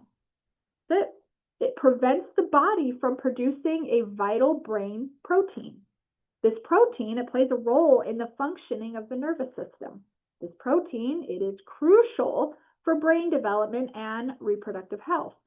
Symptoms range from mild learning disabilities to severe cognitive impairment, developmental delays, and sometimes anxiety as well. Then we have Down syndrome. Down syndrome results when abnormal cell division involving chromosome 21 occur. These cell division abnormalities result in an extra, partial, or full chromosome 21. Human cells, they normally contain 46 chromosomes, right? We get 23 from mom and 23 from dad. Trisomy 21, this is the most common cause of Down syndrome. About 95% of the time, Down syndrome is caused by trisomy 21. What that means is they have 3 copies of the chromosome 21 instead of the usual 2. This is caused by abnormal cell division during the development of the sperm and the egg. So they're not born with 46 chromosomes. They have an extra one. They have 47. I've seen children, I just get a kick out of this. I see kids who have Down syndrome and they're wearing a shirt and it says things like, I'm rocking this extra chromosome. I just love it. I think it's so cute when they're wearing stuff that just like, yeah, it's my extra chromosome, right? It's so cool. But the thing is, people who have Down syndrome, just like any other diagnosis, they're unique. They are so unique. Individuals, they may have delays that are mild, moderate, severe. Some people are healthy, while others may have significant health problems, such as serious heart defects. You know, they're going to see that right at birth. But like I said, just like with any diagnosis, they're unique in their own way. People who have Down syndrome, they are going to have their own personality. Oh, yeah. All right, let me see here. Causes after birth. Now, other causes can happen while the baby is being born, okay, or soon after birth. Still, other causes of IDD do not occur until a child is older, okay? Some of these, childhood diseases, just like we talked about when we were discussing epilepsy, things like whooping cough, chicken pox, measles can cause meningitis. Now, bacteria or a virus can also cause meningitis. Viral meningitis is more common, but bacterial meningitis, this is more serious. It can lead to brain damage, okay, or stroke, and in some cases it can be fatal, okay? Also, accidents, such as a blow to the head or near drowning, can cause brain damage. Substances such as lead and mercury can also cause irreparable damage to the brain and the nervous system. Poverty and cultural deprivation. Children in poor families may become intellectually disabled because of malnutrition, disease producing conditions, disadvantaged areas, which may cause them to be deprived of many common cultural and day to day experiences that are not provided to youngsters. Research suggests that such understimulation can result in irreversible damage and can serve as a cause of intellectual disability. All right. Next on our agenda, we are going to discuss an overview and best practices for transporting a passenger who has a visual impairment. Okay. Visual limitations here. Okay, so having a visual impairment, it can range from being totally blind to requiring the need for glasses, or the person is legally blind. So we're going to review the difference, okay? So totally blind refers to a complete loss of sight, which describes the complete loss of all visual light perception. Now, most people who are diagnosed with blindness, they have what's called legal blindness. This is different from total blindness. Most people who are legally blind, they can still see some light, but the objects in their vision may be very blurry. Now, most people who are blind, they have at least some usable vision that can help them to kind of move around in the environment and do the things that they need to do. But if you think about it like this, okay? Normal vision, 20/20. That means you can clearly see an object 20 feet away. But if you're legally blind, your vision is like 20 to 200 or less. This means if an object is 200 feet away, you have to stand 20 feet in order to be able to see it clearly. But a person with normal vision, they can stand 200 feet away and they can see that object perfectly. All right. Now, there's a lot of information about assisting a person who has a visual impairment, but we're going to just go over some tips, okay, and things that we can do when transporting a passenger who has a visual limitation. Now, this is going to be from my experience working with people who have different types of vision loss. So the first thing that I've added to the list is to inquire. Inquire about the type of vision or the lack of vision that the person has. Some folks who have blindness, they may not be able to see past their nose. They may not have peripheral vision. They may have blurred vision. Their sight of vision could be like tunnel format. Bottom line is you want to get to know what kind of visual impairment the person has in order to support them. Now, I have included some pictures here on the screen just to show like low visibility and kind of like how people that are farsighted or nearsighted, how they kind of see the world. So the first one here, what is it? Nearsighted? Nearsighted sees near objects clearly, right? While objects in the distance are blurred. So that's me, okay? I am nearsighted. I have to pay money.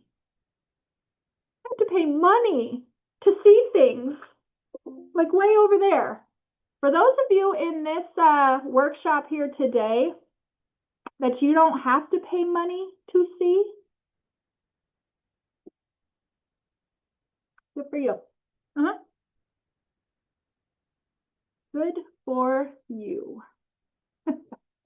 Moving on. Okay, farsighted. That basically means that you can see clear objects far away, but you can't see things close up, right? So with me, people laugh at me all the time. Like when I need to see something close up, you're going to see me do this so I can read it. And then when I need to see far, people are telling me I need bifocals. So I'm not old enough. That's not me. That's not me. It is me. I just haven't accepted yet, but I will.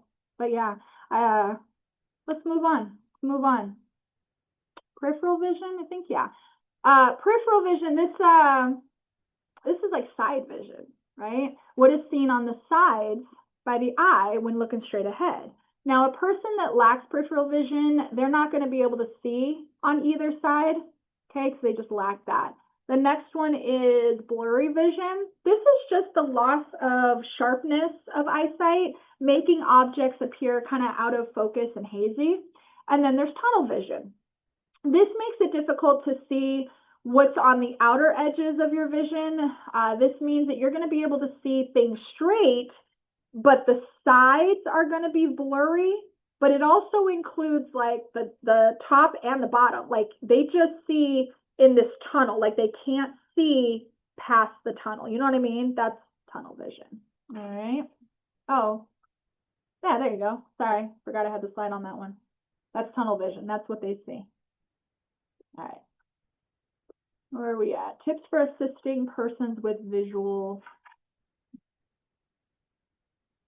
First one on the list is greet them. Greet the individual appropriately. You know, always treat a person who is blind normally. Okay? Speak first, introduce yourself, shake hands, but only if a hand is offered. Okay? It is polite to look at them while you're having a conversation. And it's also a good idea, too. What I find myself doing is I'll kind of get to their level. So if someone's sitting down, I will sit down next to them. If they're standing, you know what I mean? I try to be on the same level when having conversations, and that's with anybody. Don't be afraid of using normal language. Okay, you can use words like see, look, or common expressions like, hey, see you later. You got to keep in mind that people who have a visual impairment, they have the exact same vocabulary as sighted people do. Okay. Always ask first before offering any help, and don't be offended if they refuse.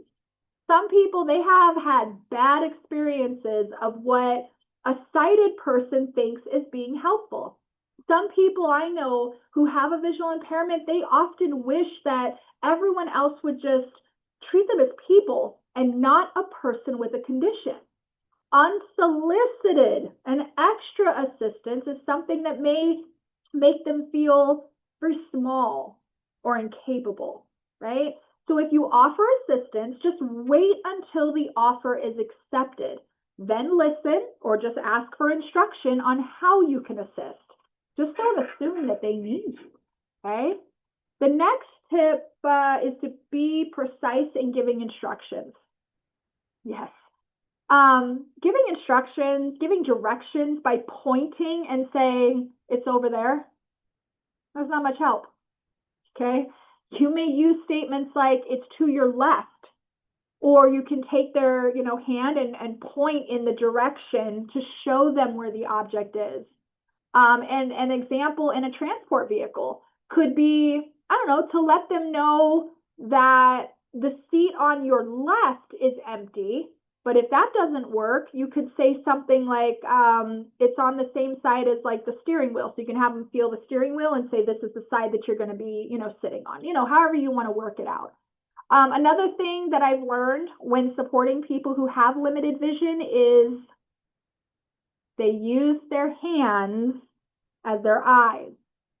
Okay, ever notice they do a lot of touching, right? They're feeling things because they want to know kind of what's in their surroundings. So the person that you are supporting or transporting, they may ask to touch your face. If you are comfortable with them touching your face, they just want to know what you look like. Okay, so if they were touching my face, they would learn I wear glasses. They'd see that I've got longer hair. But the thing is, if you're not comfortable, if you got a beard, so is that Joshua? Okay, they're feeling your face. You got a little beard, got a little goatee going into a mustache. You're wearing a hat. Like they're gonna feel that and kind of get an idea.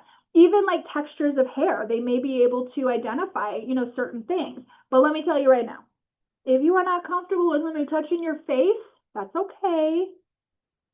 Clean these as I talk. If you're not comfortable, just tell them what you look like. Okay, I'm Caucasian. I got blue eyes, reddish brown hair. I just got it cut yesterday, so it's to my shoulders now. You can let them know I wear glasses. You can just, let them know what you look like because they want to know what you look like. Okay. All right.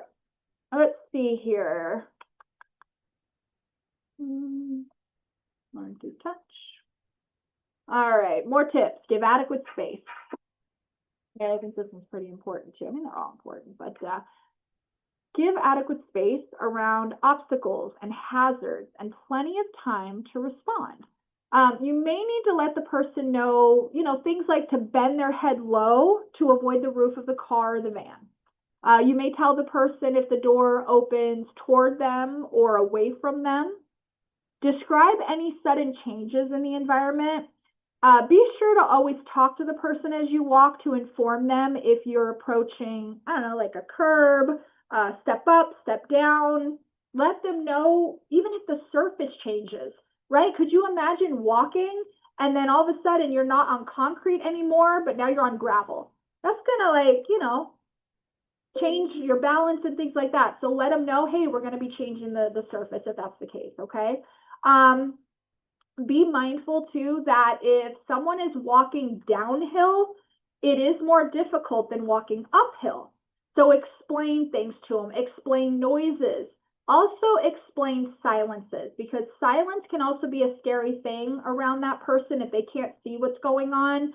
Anytime I enter a room with a person who is blind, I make it very known that I am in there. Even just simply saying hello. If I'm walking down the hall here at Gompers and there's an individual who has visual limitations, I am going to say hello because I put myself in that place. I would feel very uncomfortable if I'm in the same hallway or in the bathroom with somebody and I don't even know that they're there. So, just always make a noise, say hi, let them know you're there. Always stay on the least dangerous side of them unless they have a preference. What this means is if you're walking close to an edge or a street, try to place yourself on the street side or the curb side. This way, if they fall or misstep, that they're not going to fall into traffic or off of a curb. So always put yourself on the more dangerous side and then the least dangerous side. Allow the person plenty of time to hold the handrail securely and judge the first step. We never want to rush the person. Never propel or steer a person who is blind or visually impaired backward onto the seat. So you never want to presume that you know where they want to go, okay? It's not uncommon to see the person being propelled or steered. Okay, we don't want to do that though. It can be viewed as very uncomfortable and demeaning to the person. So ask for details as to where they would like to be seated or where they'd like to sit or if they even need you to guide them. And then find out what that looks like. Some people who have a visual impairment, they will walk holding your shoulder, they'll hold your arm. Some, they may utilize a cane and they're fully independent there. We just don't want to steer them in the direction we want them to go, okay? All right. The next one is,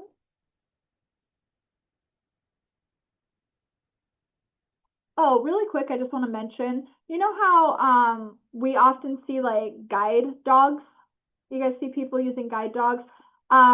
Just be mindful that we don't want to, I know we know this, but like even educating others, if we're in the community, if they have a guide dog, we don't want to distract them. Often it's the animal who receives the attention and not the owner. The owner is always ignored. Together, they do make a good working team and they don't need extra help. Okay, so just kind of keeping that in mind as well. All right, next up, speech impairment. Just an overview, on transporting a person who does have a speech delay.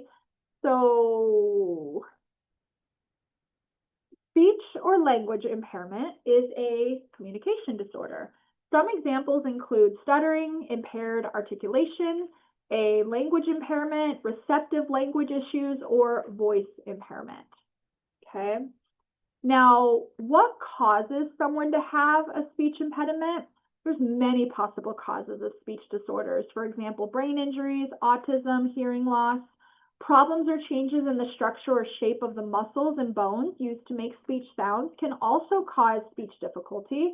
These changes may include cleft palate, tooth problems, damage to parts of the brain or their nerves, such as from cerebral palsy, that controls how those muscles work together to create speech. Okay, that can definitely play a factor as well. Next, we're going to cover some tips on how to support someone who has speech or language limitations. If necessary, ask short questions that can be answered with a few words or a nod of the head or shake of the head. Check that you have their attention before talking. Reduce background noise and distractions. Speak clearly and slowly and use an appropriate tone of voice, okay? You may need to break the instruction into small parts, but check the person's understanding like periodically and pay attention to their facial expressions. If they are giving you a look of confusion, you may have to reword what you just said, maybe in simpler terms or even less words. Let's see, if you're having trouble communicating, ask the person if they can write it down. You know what I mean? Or if they have a phone or a tablet, maybe they can type up what they're trying to communicate with you if you're just having a hard time understanding. Check to make sure that if they have a hearing aid, that it is, on, okay?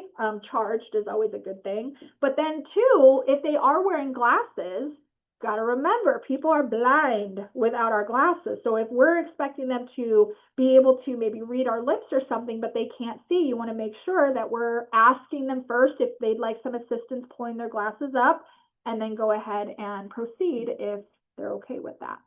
All right. Let's see. Face the individual and maintain eye contact.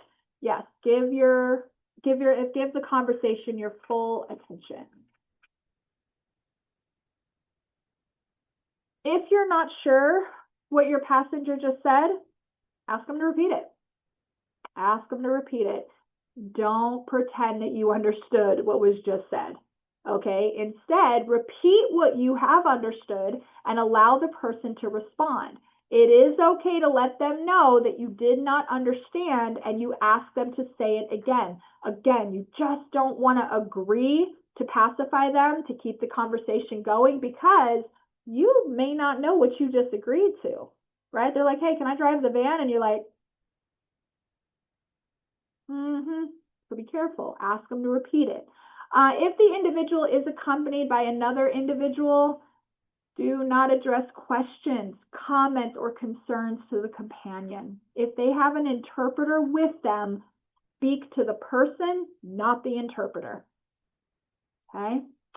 All right. Oh, communication devices. Yeah. So a communication device, it could be really anything. I mean, a cell phone could be a communication device, right? But it's typically going to be like a computer that they have where they can type in what they're trying to say. Couple things, don't play with it, okay, because that is their voice. And I think I'm going to mention a couple of these later on. I can't remember if I mention it later. You teach so many classes, you kind of forget what you talk about. But if I repeat it again later, you're just hearing it twice. But don't stand behind them when they're typing, because it's like you're reading over their shoulder and it's like you're in their brain. Like you know what they're going to say before they say it. I'm pretty sure I'm going to talk more on that later though, okay? All right. Let's see. Oh, we're still here. Oh, maintain ordinary eye contact. Yeah, of course, especially if they're having difficulty speaking. If what I add on here, maybe here's where I'm adding. See, I'm ahead of myself here. If speaking with someone who stutters, don't make remarks like slow down, take a breath, just relax. You don't want to say things like that. Such simplistic advice can be felt as like demeaning, and it's not helpful. So let the person know by your manner that you're listening, okay, to what they're saying. That's all you need to do. Instead of telling them that I'm listening, just slow down, just take your time. Instead of doing that, the best way to show that you're listening is stand there, make some eye contact, nod when you agree with something. You know what I mean? Just let them know that you're there. Because by us telling them to slow down, it's like telling them, it's like, hello, they know they need to slow down. But the more we do that, the more we remind them, it's just going to catch them off more. Okay? An individual who stutters, they know exactly what they want to say, but they're going to have trouble producing a normal flow of speech. These speech disruptions may be accompanied by behaviors such as rapid eye movement, tremors of the lips. So just stand there and listen. That's the best thing that you can do, okay? Be patient. Give the passenger more time to finish what they're trying to say. You never want to interrupt a person who stutters. I think I'm off of one of these. Yep, I am. Sorry about that. Wait for the person to finish rather than correcting or speaking for the person. Again, people who stutter are sometimes under the impression that we don't have time to listen to them. I'm going to tell you, what gives them that impression is that when we, the listener, when we do finish those sentences, we are basically telling that person that we are impatient and we don't have time to wait just by finishing a sentence. This may cause the person to attempt to speak faster and stutter more, okay? Or they may just shut down. That may not be what we're trying to do, but sometimes that happens. Or even if you keep checking your watch while having a conversation with somebody, that's other things that we don't want to do because it's telling the communicator that you got to go, like you don't have time to listen, okay? Let's see, speak to the person the same way you would talk with someone who doesn't stutter. In most cases, they can hear you just fine. The best advice I can give is just to show empathy. Be professional. Allow your passenger with a speech disorder just to maintain that dignity. Next topic that we are going to talk about are best practices for transporting a person diagnosed with hearing loss. Now, hearing loss, it's an umbrella term for any reduced ability to hear ranging from mild, moderate, severe, or profound. It can affect one ear or both, and it leads to difficulty in hearing conversational speech or loud sounds.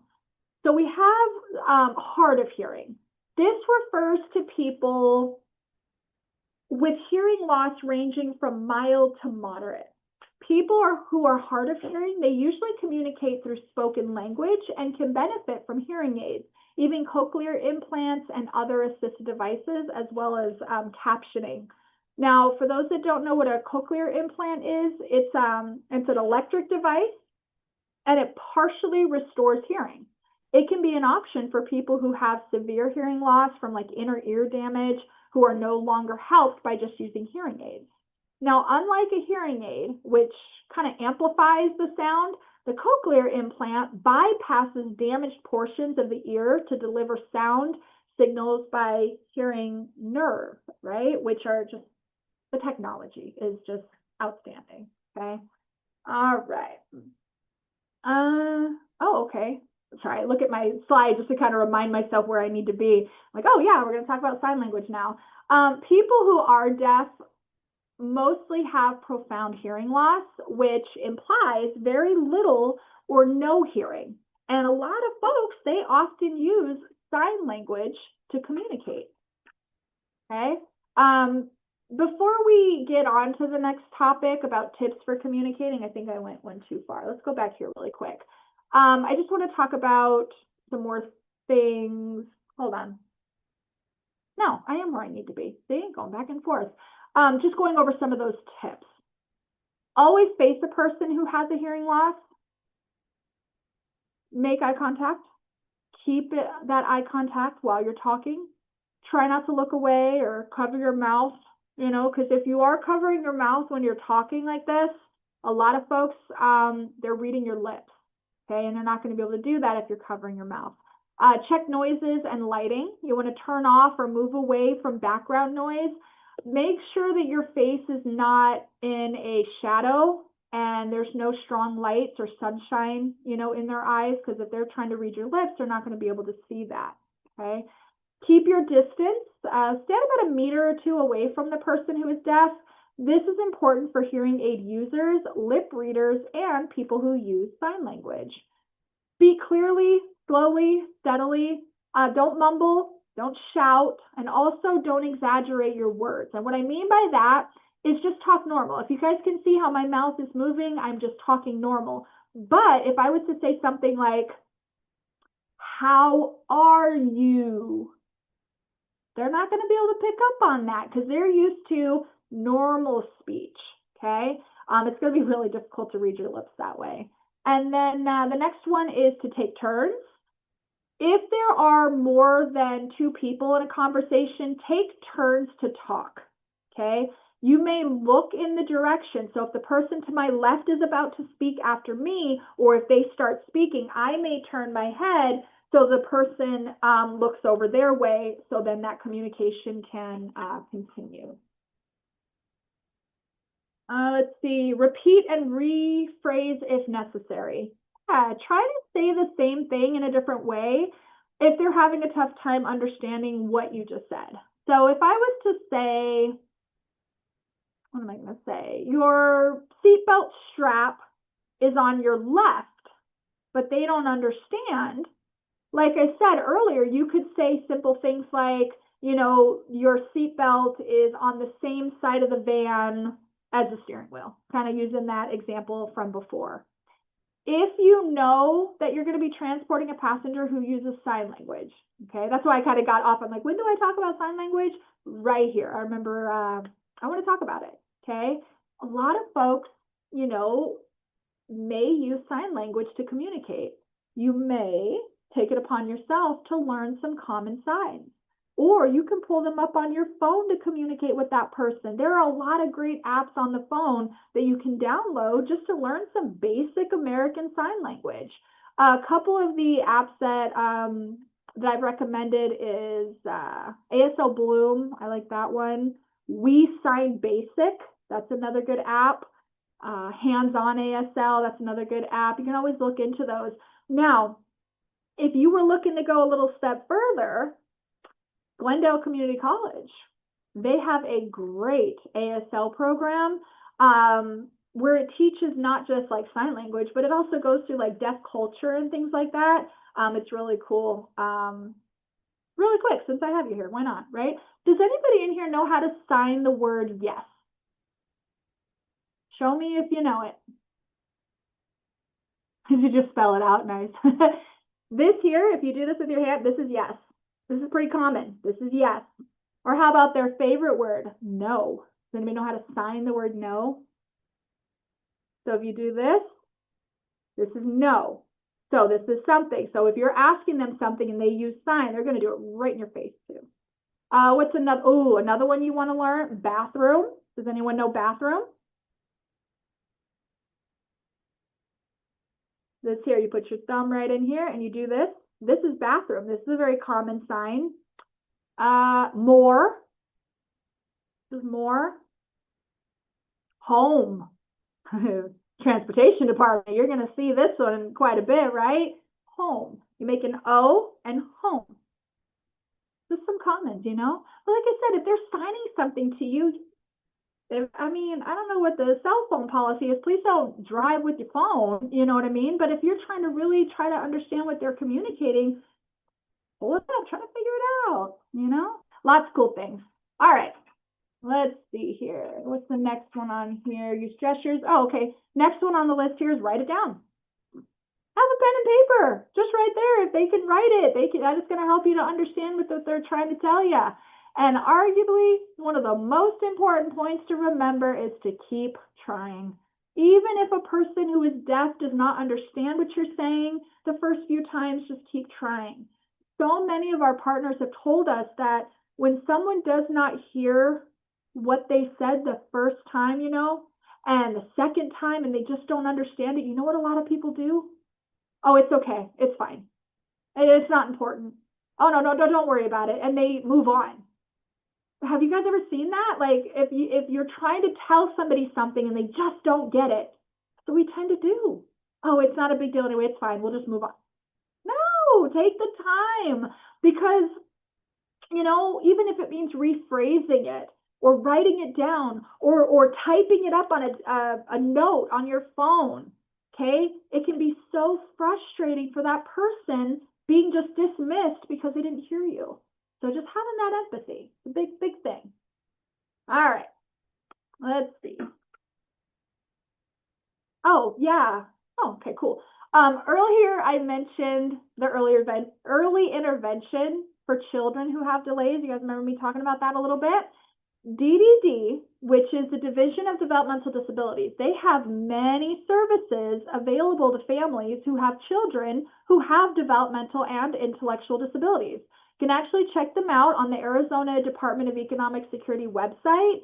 So when it comes to children, there are two main programs that are designed to support children who have developmental disability. The first one is called that early intervention program. That's for children from birth to 3. It offers things like occupational therapy, speech therapy, physical therapy, things that will benefit that child in so many ways. Now, real quick, there's a little extra information. If you're not sure if the person in your life has delays, there's a questionnaire on the website under AZEIP. It shows, if that questionnaire shows that the child is at least 50% delayed, you can arrange an assessment. So let's say now the child is age 3, okay? Now they have a diagnosis of autism. What they're going to do is they're going to move them into what they call preschool, and that's going to continue on with those services from 3 to 6. Now, at age 6, they're going to reevaluate. They're going to have a meeting to assess what's the next step.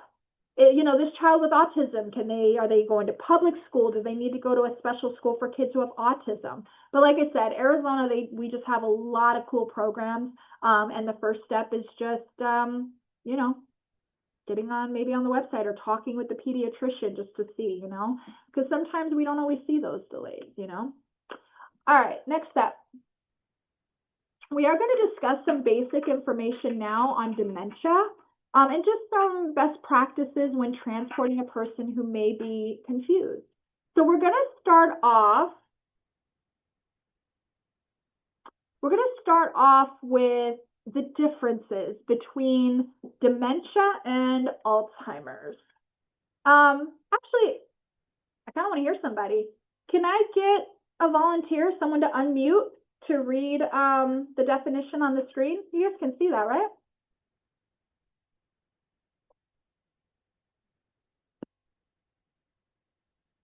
Any takers? Sure. Dementia is the loss of cognitive functioning, thinking, remembering, and reasoning to such an extent that it interferes with a person's daily life and activities. Some people with dementia cannot control their emotions, and their personalities may change. Perfect. I appreciate that. You want to read Alzheimer's disease too? Alzheimer's disease is the most common type of dementia. It is a progressive disease beginning with mild memory loss and possibly leading to the loss of ability to carry on a conversation and respond to the environment. Alzheimer's disease involves parts of the brain that control thought, memory, and language. Beautiful. Thank you so much. You're welcome. Think of it this way. Dementia is the umbrella term, okay? There are over 100 diseases that may cause dementia. The most common cause of dementia includes Alzheimer's disease. We just covered some information on developmental disabilities. Dementia is kind of like a developmental disability in the way that there are various kinds, right? Or if a person has cancer, well, what kind? Dementia is the broad term. So if you were to say, what kind of cancer? I have breast cancer. Or what developmental disability do you have? I have Down syndrome. That would be equivalent to saying, what kind of dementia do you have? I have Alzheimer's. Okay, Alzheimer's is the disease and dementia is the symptom. All right. What we're going to do now is we're just going to discuss some clues that an individual may have some form of dementia, okay, and they may need some extra assistance. So the person may become lost in familiar places or forget where they're going or what they're doing. We want to make sure that we have good customer service, right, as a driver. Something as simple as a friendly face can help the individual feel at ease if they are confronting confusion on where they're going, how to pay the fare, or how to alert you of a stop. If you show a friendly and welcoming environment, this is going to be very helpful in a stressful situation for the person. Remind them of the overall bus route and let them know of a few upcoming stops that are going to happen. If the confusion is related to a destination, ask if they have the address written on a piece of paper. You may start to notice mood or personality changes. Um, Usually, the person may become very confused, suspicious. They may start to get anxious.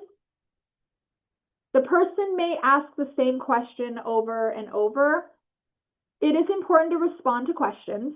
If the individual is confused, they may ask what stop is next or ask for assistance to provide payment, especially on a vehicle that they are unfamiliar with. They may ask several times for clarification and direction. Patience is key to create that comfortable atmosphere for riders. Sometimes people with dementia have a tendency to wander. You may try and guide them to the vehicle, kind of using your body or offering a hand to assist them. You just don't want to go and put your hands on their shoulders to guide them. This may make them feel uncomfortable. Provide reassurance that you're there to help them. Maintain eye contact and just use simple language. This is going to help to mitigate the frustration. If you have an aide on your vehicle, they can stay with the other passengers if you do need to follow the person, just to keep them safe. The person may have difficulty communicating or finding words. Older adults with dementia may become frustrated because of fear, overstimulation, difficulty in expressing their thoughts. Elevated stress levels because of this confusion can be expressed as agitated behavior. If an individual appears frustrated when you're communicating with the driver, it is important for the driver, again, to be patient, understanding, and sensitive to the needs of that passenger. You acknowledge what they're trying to say, listen, and just respond politely.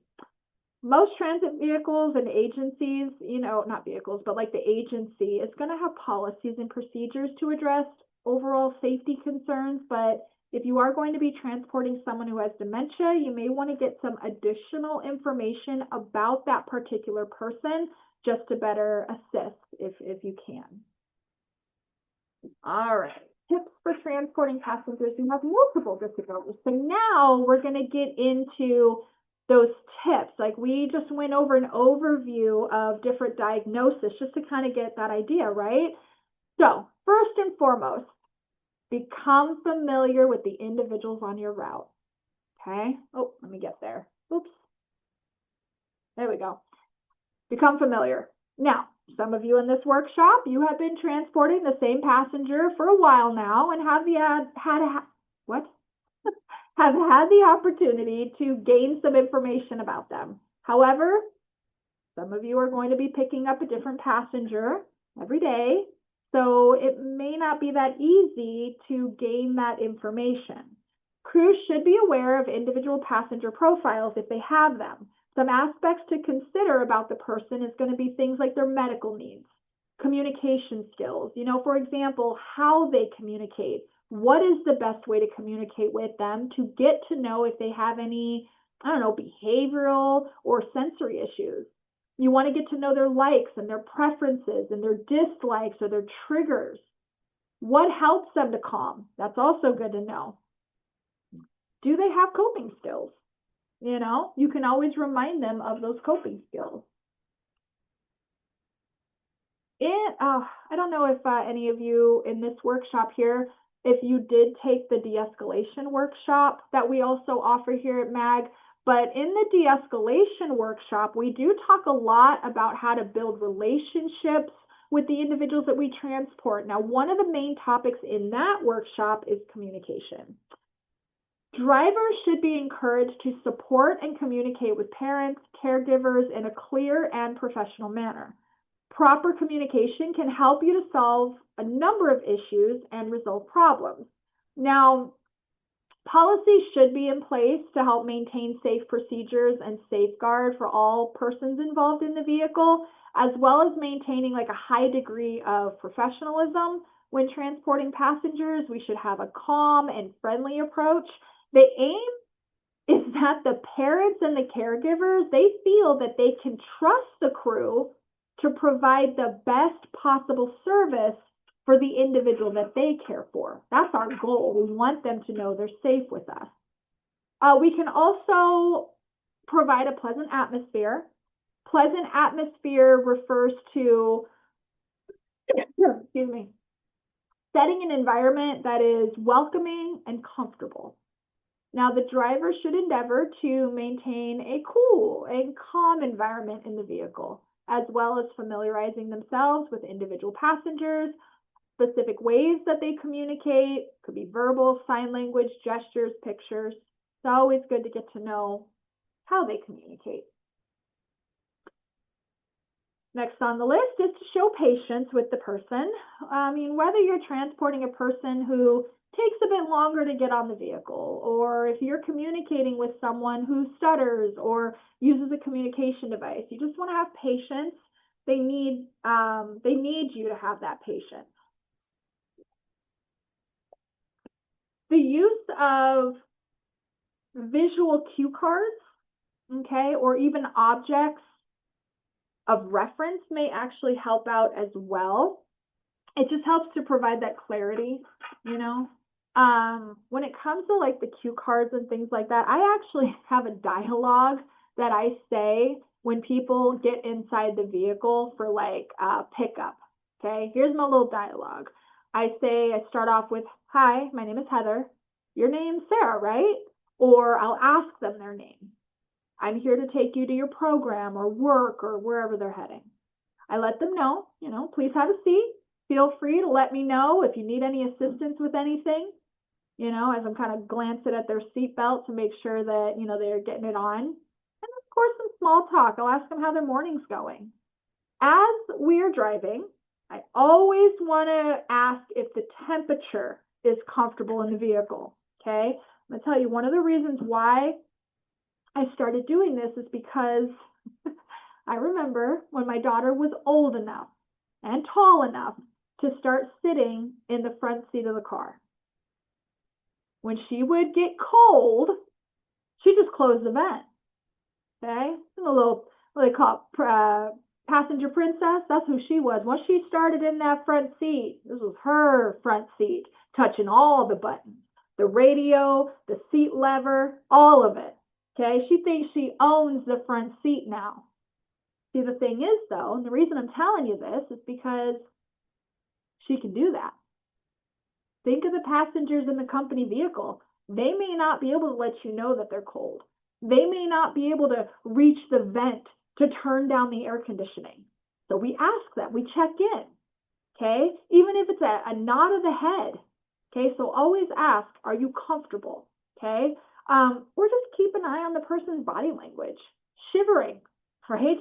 Crossing their arms. If they're putting their sleeve in their shirt, look for those signs that maybe this individual is cold, right? I don't know, so many signs. Like if the music's too loud, they're going to, maybe cover their ears. So I don't know, just look for those different types of signs.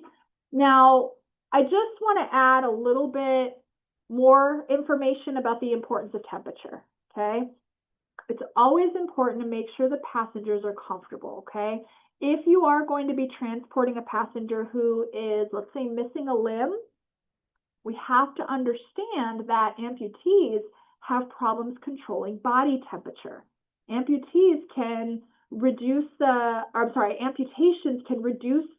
body's ability to regulate temperature and dissipate heat. This is mainly because hands help us to regulate body temperature. Lower limb amputees have less skin surface for sweating. The same goes for transporting a burn victim. If they have problems, controlling that body temperature, it's always good to check in. I just kind of give that little extra for you. Another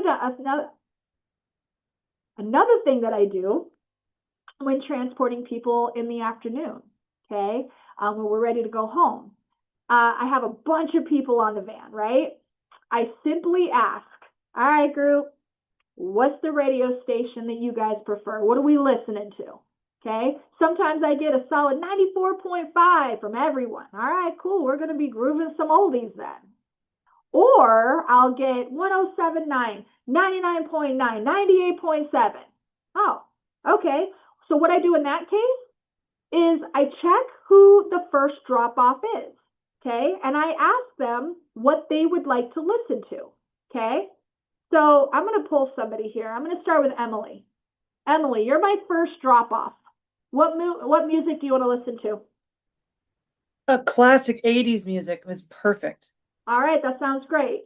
So we're going to listen to some classic 80s music until we drop her off. I'm going to go with Phil. Phil, you're my next drop off. What would you like to listen to? You're muted. 60s hits. 60s. All right, cool. I like it. All right, so then I drop Phil off. Joshua, what you want to listen to? K Love. Say that again? K Love. K Love. Okay. I'm going to have to get familiar with that. Okay. So the thing is, when we're in the van driving the individuals, that's their van. That's theirs. So we give them the choice on what they want to listen to. Because I guarantee when you clock out, you go in your own vehicle, you're going to listen to whatever you want. So we want to have that respect for them. This is their vehicle. Okay. Now, if you have an individual that's like, I don't want to listen to none of your music, recommend that they bring headphones the next day, or I don't know, what are they using now? They don't have like Walkman. What's that Walkman? I don't know what iPods. I don't know what they're using nowadays, but you can recommend them bring something for themselves. I said a Walkman. Sure did. Sure did. All right. Let's see. The next tip. What's the next tip? Sensory stimulation. Um, so riding a bus, it can be overwhelming from a sensory standpoint. There are many loud noises on the van, different smells, sights, other passengers that can upset a person with sensory sensitivity. Now, the individuals, they may choose to maybe carry something with them, maybe a book, an iPad, toy, I don't know, even a piece of cloth, something that is familiar to them, that has a feel or a smell to it, favorite smells on a handkerchief. It can help with unpleasant smells, like if you're passing by, something that doesn't smell all that great, they can just smell the handkerchief, right? Let's see. Oh, if you're transporting someone who has autism, maybe having that fidget, you know what I mean? Just to help them stay calm and help to reduce that stress. Soothing music. This is beneficial in reducing stress on a vehicle. You want to try and help them to maybe have a plan for sensory issues that come up during transport. Sensory issues could include the way that the person responds to senses, sight, sound, taste, smell, touch, all of them. For example, sound sensitivities. Maybe it is the noise canceling headphones that'll help. Also, keep in mind that using keep in mind that using headphones, it's very socially acceptable as a way to signal they don't want to be talked to. So if you see someone wearing headphones, that's probably them communicating to you, don't talk to me right now, I'm in the zone, right? It can go both ways, right? You ever have those headphones on and someone starts talking to you? You're all right. Next up, let's see. Familiarize yourself with what type of adaptive equipment the person may use. Oh, absolutely. There's many different conditions that can lead to orthopedic limitations, right? Wear and tear due to age, problems with the spine, the joints, overuse, repetitive motions, trauma. Okay, these can cause common orthopedic limitations. For someone who may need orthopedic support, it can affect their gross and fine motor skills. So when we think about like gross motor skills, those are our big movements, walking, rolling over. Then you have fine motor skills like buttoning a button, tying a shoe, having like a pincher grip, fine motor skills. So you may have a person on your vehicle who uses adaptive equipment. So when we're talking about adaptive equipment, the first type is going to be a walker. A walker, this is a tool for people who need additional support to maintain balance or stability while walking, most commonly due to age-related physical restrictions or the person's disability. Now, when we think about someone who uses a walker, okay, we usually see it in the movies where they're like moving real slow with that walker. I'm here to tell you right now that is not always the case. Okay, some of the individuals that I support, man, they get a rhythm going, okay, and they can move. One of the individuals that I used to support, man, this guy would go so fast down the hall, both feet off the ground. I'm like, you flying now? Like both feet. But the thing is, that was his pace. That was his pace. That's what kept him from falling because of that pace, that momentum. Okay. When assisting someone who uses a walker, like I said, let them control the speed that both of you are walking. Okay. It is recommended to stand beside the person or even like behind them for support. Never pull or push the walker. Okay. Let them do it, right? I want to talk about the different types of walkers. Did I put it on here? I didn't. I didn't put a picture. Darn it. I meant to. I'm going to do that for next time. There's different types of walkers, right? You have what's called a standard walker. Now, this is defined as a walking aid characterized by its use of platforms at the bottom of each leg rather than wheels, okay? The other version of a standard walker is a front-wheeled walker. It's going to have two wheels on the front legs and two straight legs on the back. Okay, it's usually the walker most people are familiar with. The standard walker without wheels, it does offer the most support, but it does require them to lift it as they take the step. Okay. Then you have the rollator. That's a fancy walker. It's got many names. My favorite name for the rollator, some people call it the Cadillac of walkers. Most of these walkers, they're going to have four wheels. They're going to have a seat. They're going to have brakes. You just push down when you're ready to stop. Okay, it's a Cadillac of walkers. The rollator walker, it's going to work best for people that need a little bit of stability or someone that needs rest breaks. For example, people who have lung conditions, low endurance, short of breath, they can benefit from that rollator. Plus, it just looks fancy rolling down the street. Oh my goodness, I have one of the ladies that I support, okay? She has blinged out her walker. So it's got little bedazzled jewels all over it. And when I tell you, you're not ready. She has a name. She named her walker. You ready? Her walker's name? Anakin Skywalker. I can't. The name that she previously had for it, because she's now got a new one. You're not ready. You're not ready. The other walker that she has, she called it Christopher Walken. I'm like, I love it. I love it so much. But like, that's a nice one. That's the rollator. Okay. All right, moving on. The next one on the slide here is the forearm crutch. This is also known as kind of like an elbow crutch, or they used to be called like Canadian crutches. The forearm crutch, it's going to have like a cuff. I'm using my arm as the thing, but if you think about it, it's got a little cuff on it and it goes around the forearm.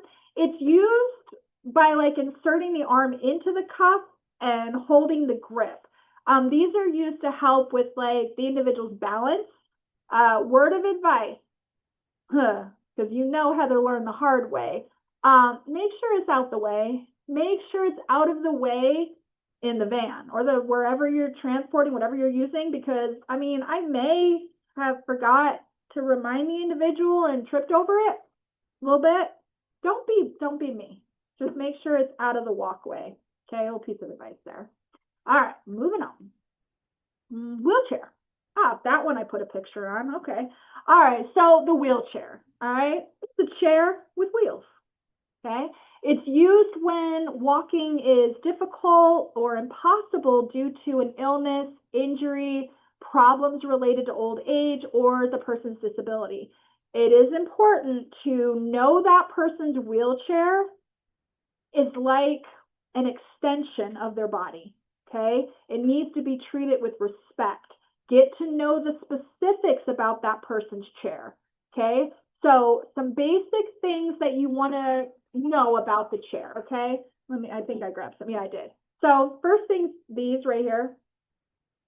These are the non-slip handle grips. Okay. Just make sure that they're not loose, because I've had wheelchairs where I'm able to do this and I'm able to pop them off of the wheelchair. That's not safe, because the last thing I want is to be going downhill and these pop off. The wheelchair is going downhill and now I'm running. That's a pass. So make sure that they're intact, that they're good. Another important part of that wheelchair is going to be the armrest and the footrest. Most wheelchairs, they're removable. Okay, once the individual's in the van, you may need to transfer them into a seat from the wheelchair. I always say remove the armrest and remove the footrest to give you more space to maneuver. If you do that though, just know how to put it back correctly. Okay, but yeah, on a wheelchair like the one on the slide there, it's yeah, those footrests come off. The armrest on that one, it looks like they may not be removable, but a lot of times you can bring them up. It just makes the transfer a little bit easier. Okay. Another important thing, make sure the brakes on the wheelchair are working. Have you guys ever put the brakes on the wheelchair and then you can still push them? Do this with your head if you've been in that situation. Yeah, you put the brakes on and you're like, oh, let's go, and we're still moving. That's a problem. We want to make sure that the brakes are working. Let's see, caster wheels. Those are the two wheels in the front. That's for steering. Now, if you see anything broken on the person's wheelchair, definitely let your supervisor know. They may be able to contact the provider to, get it fixed. I mean, depending on the broken part, though, it may not be safe to transport them, so always follow your agency's policies and things like that when it comes to that. Okay. All right. Now the part that I'm going to hope for the best.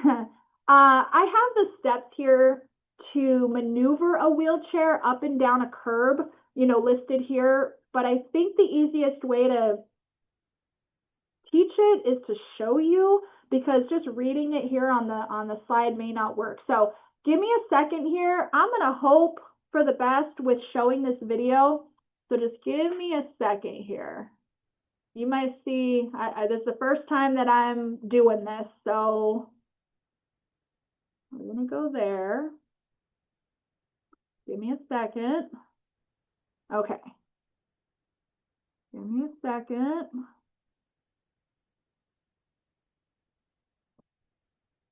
Okay, so I need to go here. Okay, I don't know what you're going to be looking at. Oh, you got my emails there. You guys are looking at my emails, I'm sure. Let me get to the one. I know I emailed it to myself. I've had emails this morning.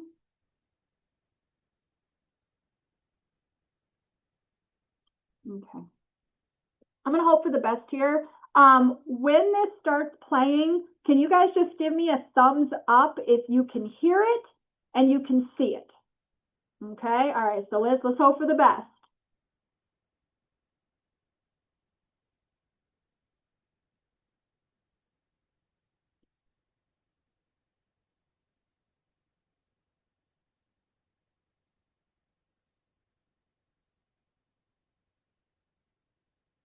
When using the chair outside, the user is likely to encounter inclines and curves.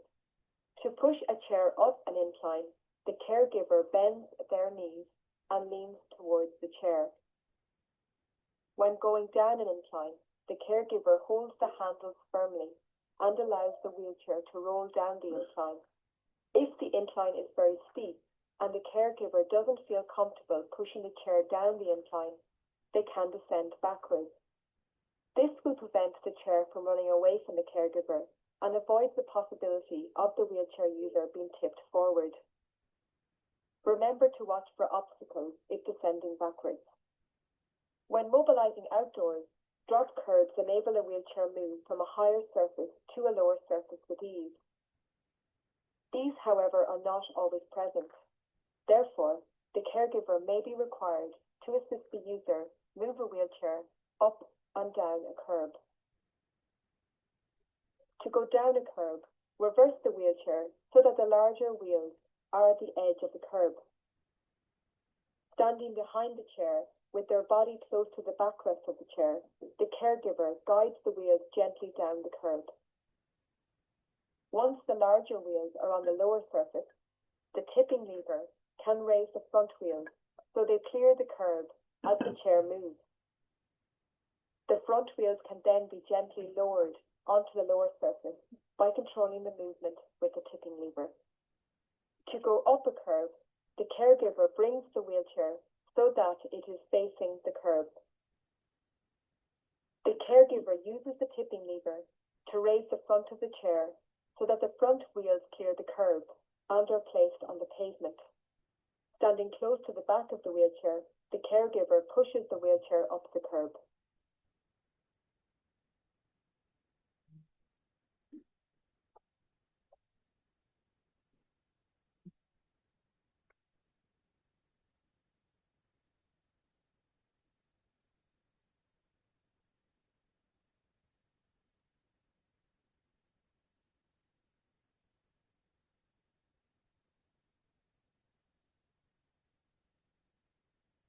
Okay. Are we back to the PowerPoint? No? What's happening? Oh. We're keep watching videos. Hold on. In the undiscovered South, Carl Jung wrote, if the individual, overwhelmed by the sense of his own puniness and impotence, should feel that his life has lost its meaning, which after all is not identical with public welfare or higher standards of living, then he's already on the road to state slavery and without knowing it or wanting it, has become its proselyte. These words are... Okay. Where is the stop share?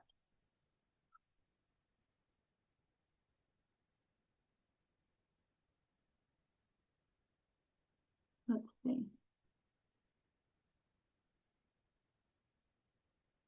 That's not what I want to share. Give me a second. Like I said, first time, working it out. Now I need to go here. Here. Here. Here.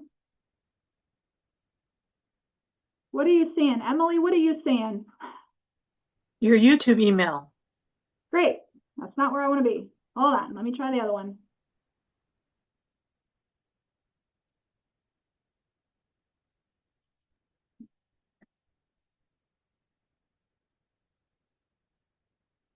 Is it still the YouTube email? Or do you see the PowerPoint? Are you sure? Now it's PowerPoint. PowerPoint. You see the PowerPoint? All right. Yes. Okay. Now how do I get back to the... Okay. We see PowerPoint. We're good. Okay. Thank you guys for that. Be patient. That was just an example of, what that might look like. You're welcome. All right. Let's see. Let's see. Where am I at now? We did that. We did that. Okay. Now let's get into some challenges on the vehicle. Okay. And some tips on how to handle those challenges. So using public transportation is definitely an option to consider when needing to get around. Individuals who have developmental disabilities such as autism, cerebral palsy, or an intellectual disability, they may encounter specific challenges when doing this. For example, they have to listen to the driver or the bus aide, they have to follow rules, and they have to sit next to people and respect their personal space, and that could be challenging sometimes. For example, we want to talk about some things to consider if you're going to be transporting a person with a developmental disability. So to assist people, we want to help in managing like challenges, reducing problem behaviors. The best way to do this is to get to know the individuals that you will be transporting, okay, and what works for them and what doesn't work. All right, so we're gonna start off with how to handle some situations that may come up, okay? There's a lot of unknowns on the vehicle. For example, the vehicle route may change, or the vehicle may get stuck in traffic, or the vehicle may break down. There may be a substitute driver or people on the vehicle that they've never seen, or more people. So we're gonna start off with the first one on the list here, which is route change. Okay, prepare the passenger ahead of time if you can. Earlier, we talked about how some of the folks who have autism or other disabilities may have difficult time with change in routine. Or there could be some confusion, especially when transporting a person who has Alzheimer's. Most of the passengers on your vehicle, they know how to get from A to B with no problem. Okay, especially if they've been taking that same route for years. They know that route.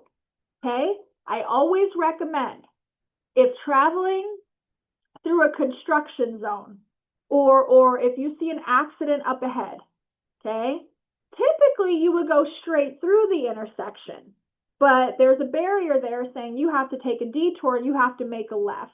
Let them know of that change as soon as you can. As soon as you see that sign that says make the detour, because I guarantee if you're going to make the left and they know you're supposed to go straight, you're going to have havoc in the back. They're yelling at you. You're supposed to go straight. So kind of prepare them of that change before you make the change. Okay? All right. Let's see. The next one on the list is traffic. Ugh, traffic.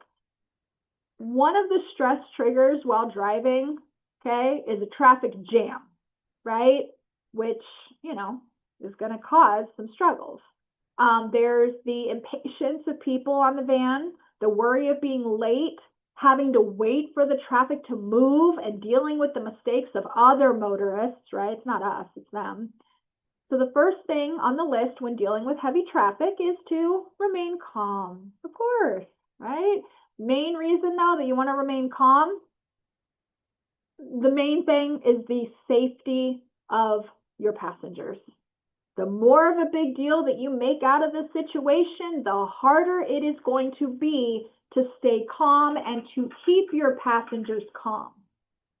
Stay focused.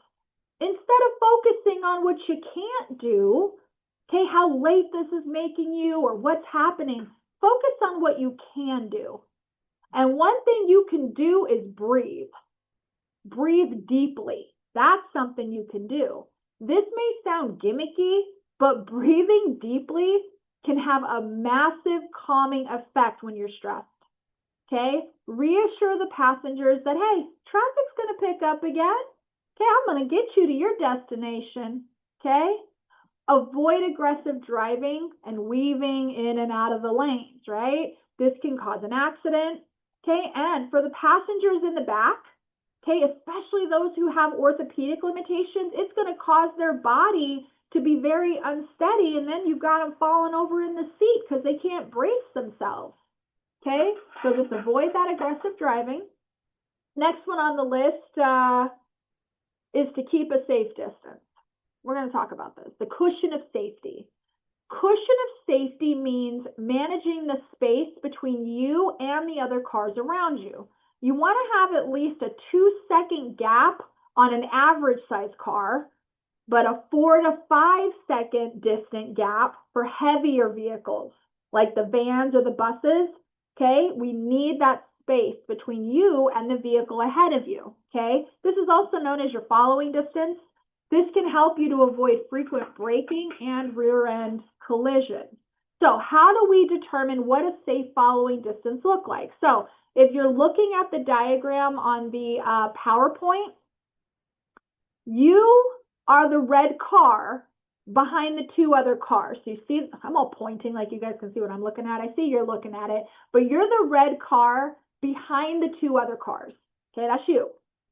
When the yellow car that is in the front, when they pass that fixed object, so in this case, the fixed object's going to be that like sign that's right there. Once the yellow car passes, that's when you, the red car, are going to start counting.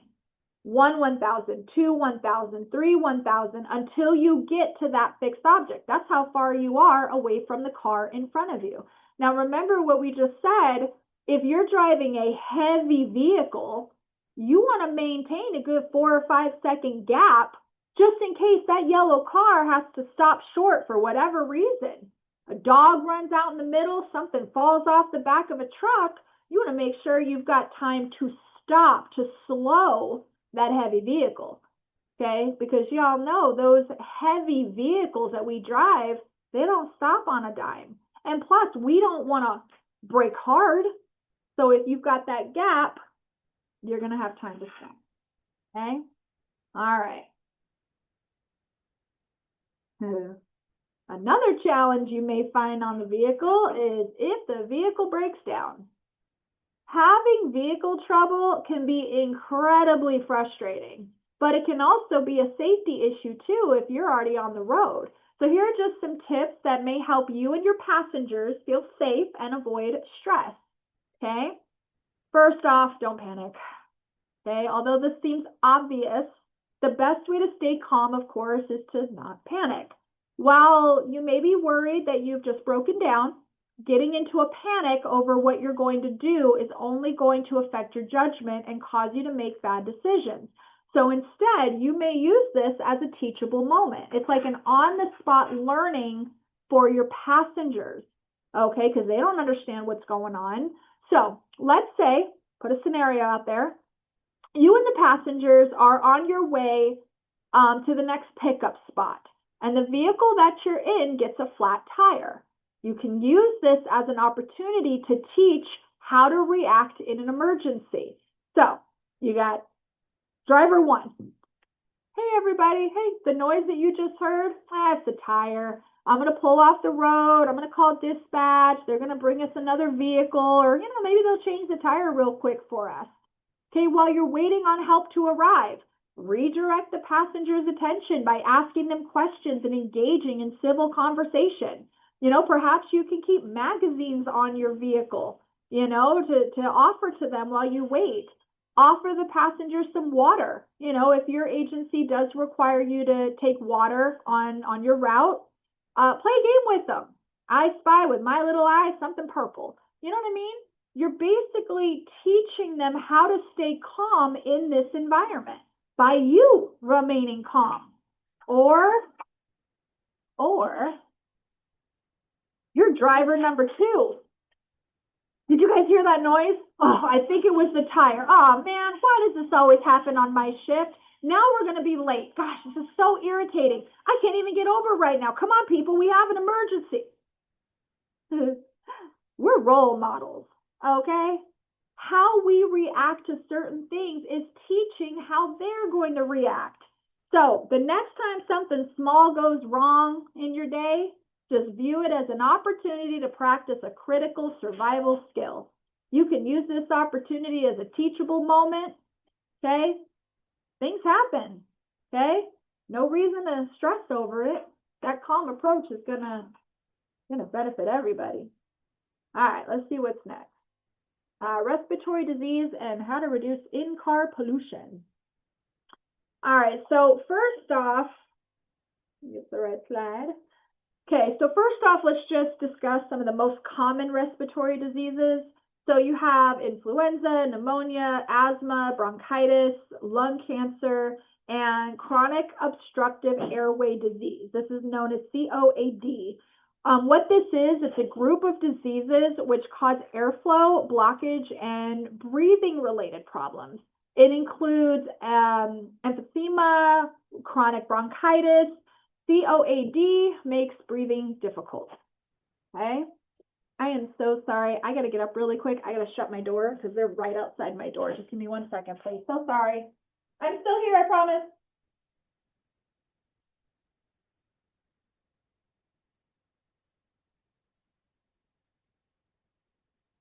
So sorry. All right. Okay, let's see. Risk factors. Okay, we've got tobacco smoke, others including air pollution, occupational chemicals, and dust. So now we're going to talk about is how to reduce in-vehicle pollution for those that may have breathing difficulty. So the health risks of air pollution are extremely serious. Poor air quality increases respiratory ailments like asthma and bronchitis and heightens the risk of life-threatening conditions like cancer. Now, the following are some of the recommendations from the University of California, Berkeley Wellness for reducing in-car pollution. So first thing on the list is to make every attempt to keep the air in the vehicle as clean as possible. When stopped at traffic lights, close the window and try to keep some distance from the vehicles in front of you.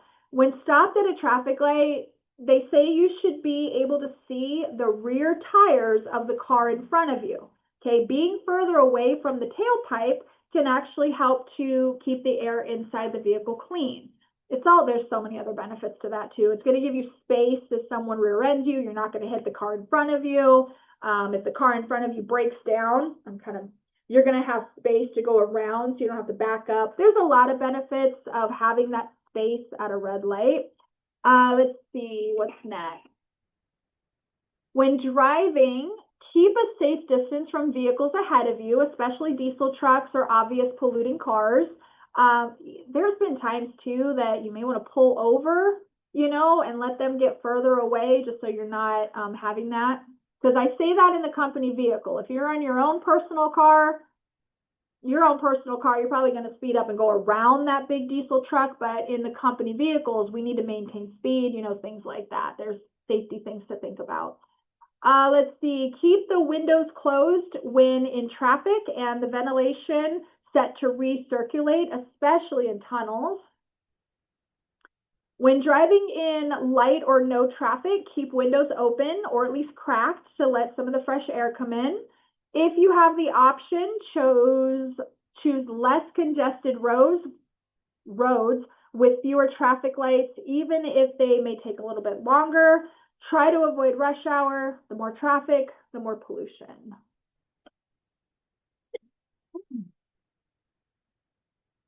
If you will be driving a brand new vehicle, try to keep the windows open as much as possible for the first few months when the volatile organic compounds, which is VOC, levels are at its highest. The VOCs come from materials inside the car, notably like the carpeting, the vinyl, the plastics, leather, fabrics, foam cushions, adhesives, so many. But in like new cars, especially in hot weather, it just helps to release the chemicals and in some cases, causing them to break down those bioproducts.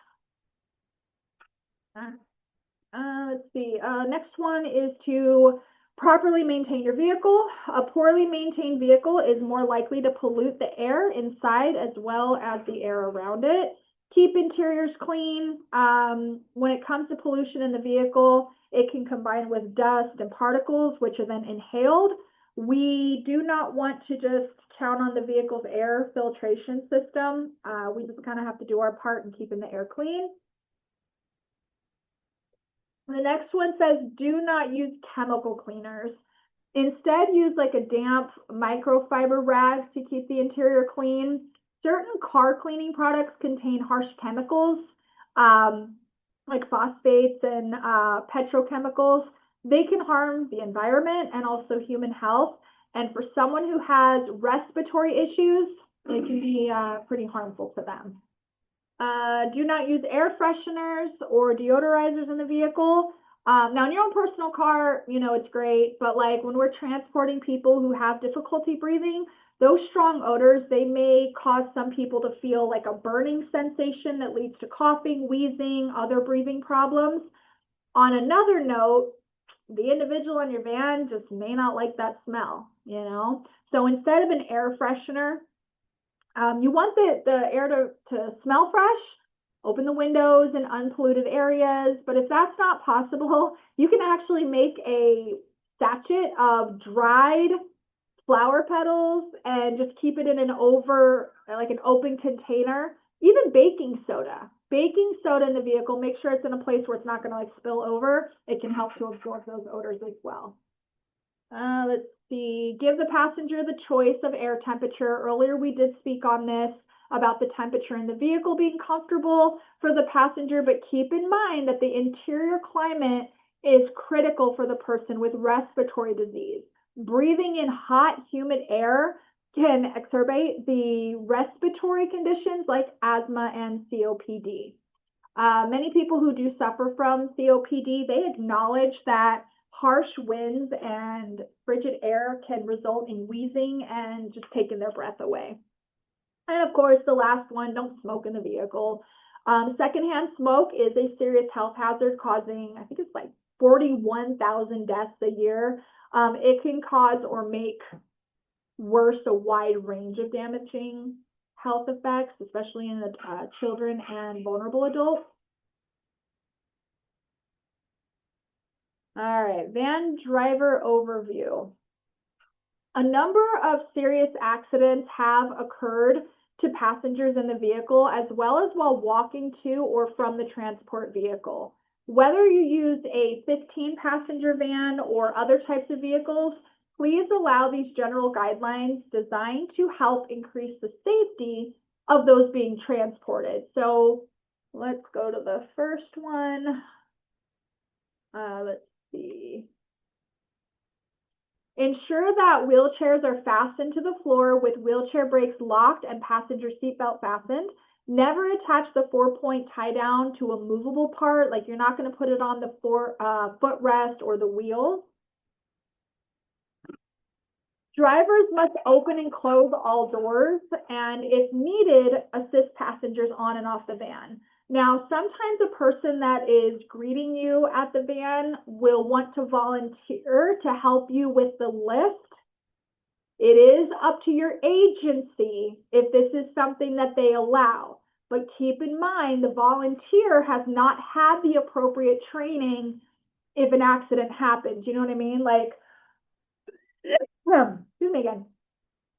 If the person gets their fingers stuck in the van lift, or when they're putting it down, it goes over their toes, you know, things like that, the agency could be liable. So a lot of agencies, they need it to be a trained staff that works that lift. Now, as far as assisting on and off the van, I have had individuals tell me, you know, I'm 30 years old, I can open and close the door for myself. Well, depending on the person, there's a couple different ways that I will word this. One, depending on the mentality, I get out of the van, I walk around, I open the door, and I, you know, kind of put my hand out in case they need some assistance. Now, if they're telling me they're 30 years old and know how to open a door, one way I go about it is, oh man, this is luxury service. Let me get that door for you. Or with our policy here at Gompers, we basically just tell them, it's part of our policy. You know, I know you can open the door for yourself, but it's, you know, I'm just here to open the door for you, okay? I mean, honestly, all it takes is an untied shoelace and the person's going to fall down those steps of the van. You know what I mean? So just be there, offer a hand if they need it, okay? Let's see. Cell phone or other means of communication should be in the vehicle in case of an emergency. Accountability factors. Most transportation agencies require like a head count to be done and attendance to be taken to prevent people being left on the vehicle. Now here at Gompers, our drivers are required to take a picture of the empty van and send that picture to the supervisor at the end of the shift, morning and evening. The reason they do that is because we know, we've heard, people have been left on the vehicles. This cannot happen. This is a life and death situation. So even if you need to physically walk down the aisle, do your attendance, make sure everyone is off that van, okay? We've only got a couple more things here. Ask all occupants to wear a seatbelt when the vehicle is equipped with them. I mean, if your agency requires that all occupants wear the seatbelt, check to make sure that they put it on or see if they need assistance. In the instance where an individual refuses to wear the seatbelt or unbuckles while you're driving, here's a few tips. Again, depending on the person, typically kids, if I'm transporting kids, I may just make a game out of it. You know, oh, let's see who can get their seatbelt on the fastest. Okay, I even had people get on the van and the first thing out of their mouth is, first, you got that seatbelt on so fast. Okay, just depending on the person, or I'll just explain it. I'll explain why seatbelts are so important, you know, give them that little rundown, or I'll just let them know, hey, this is not just my rule on the van. This is the company policy, and everyone who rides the van needs to wear their seatbelt, okay? If the policy says that everyone on the vehicle needs to wear it and they're still refusing, you may have to call dispatch, you know, depending on the agency. You may have to write up an incident report. It really just depends on your agency, okay? But try to encourage them. You know, we're not going to force them. We can't force them, but do try to encourage, okay?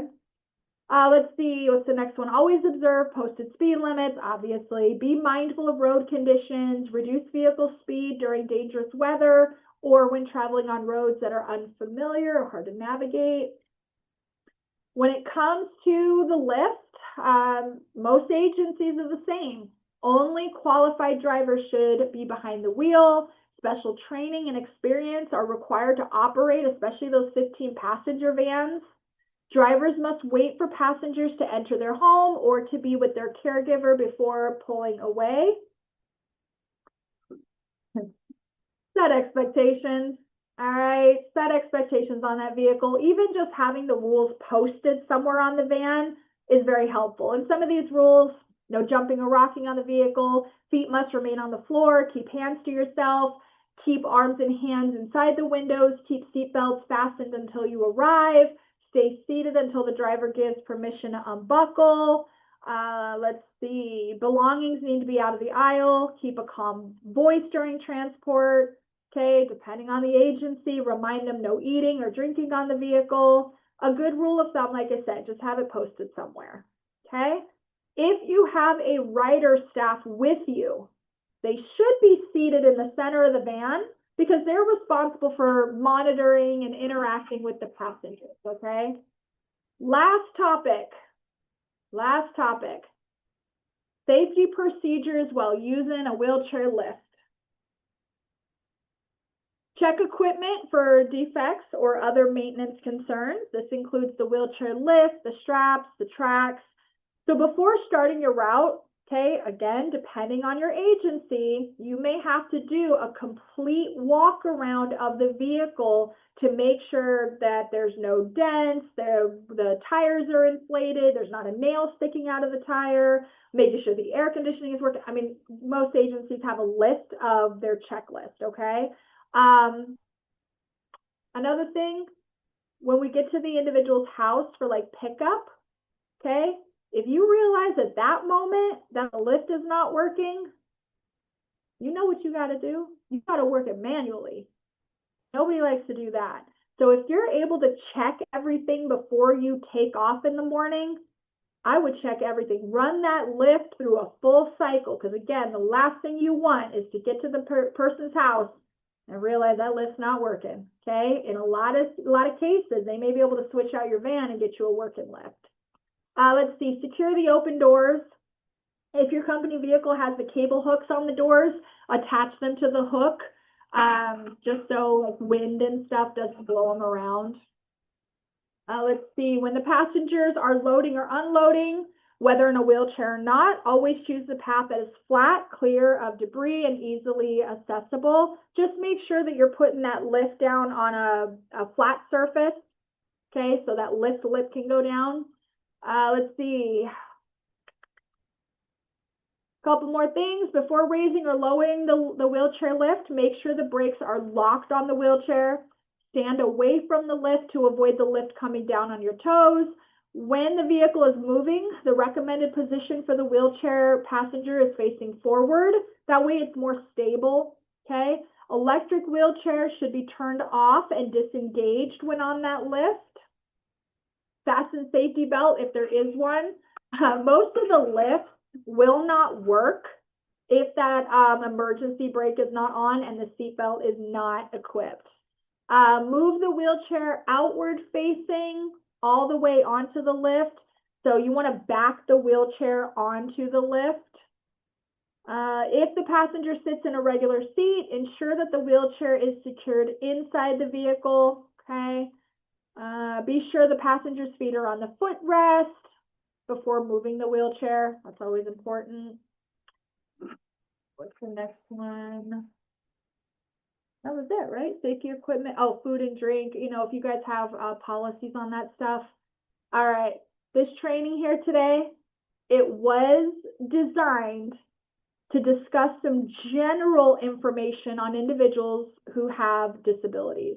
Now, I understand there is no one size fits all when it comes to transporting passengers who may need a little extra assistance, but I hope the information that I provided today is going to help to assist in the safety of your passengers. So again, I want to thank you guys for having me here today at this workshop. You guys were an excellent group. I really do appreciate that participation you gave me today. What's next? Any questions? So again, thank you guys. Yeah, appreciate it. Thank you, Jennifer. No, thank you, Heather. Thank you, Thank Heather. you all. Thank you. I'm looking to see if we have any questions. Thank you. You're welcome. Is this slideshow able to be shared? I think so. I think. Is there anybody else that could? Let's see. Hold on. I want to say yes. I think it's going to be a part because they recorded. So I believe the slideshow and this training is going to be posted. Oh, perfect. Are you able to speak on that? Yes, Meg will post on the website. Excellent. Thank you. Do we all still want to just hang out just for fun? Because we're all kind of just here. I'm still drinking the same coffee from this morning, so it's almost gone. Well, I hope you guys have a good weekend. And, You too. Thank you so much. Thank you. It was a Thank pleasure. you. Thank you, guys.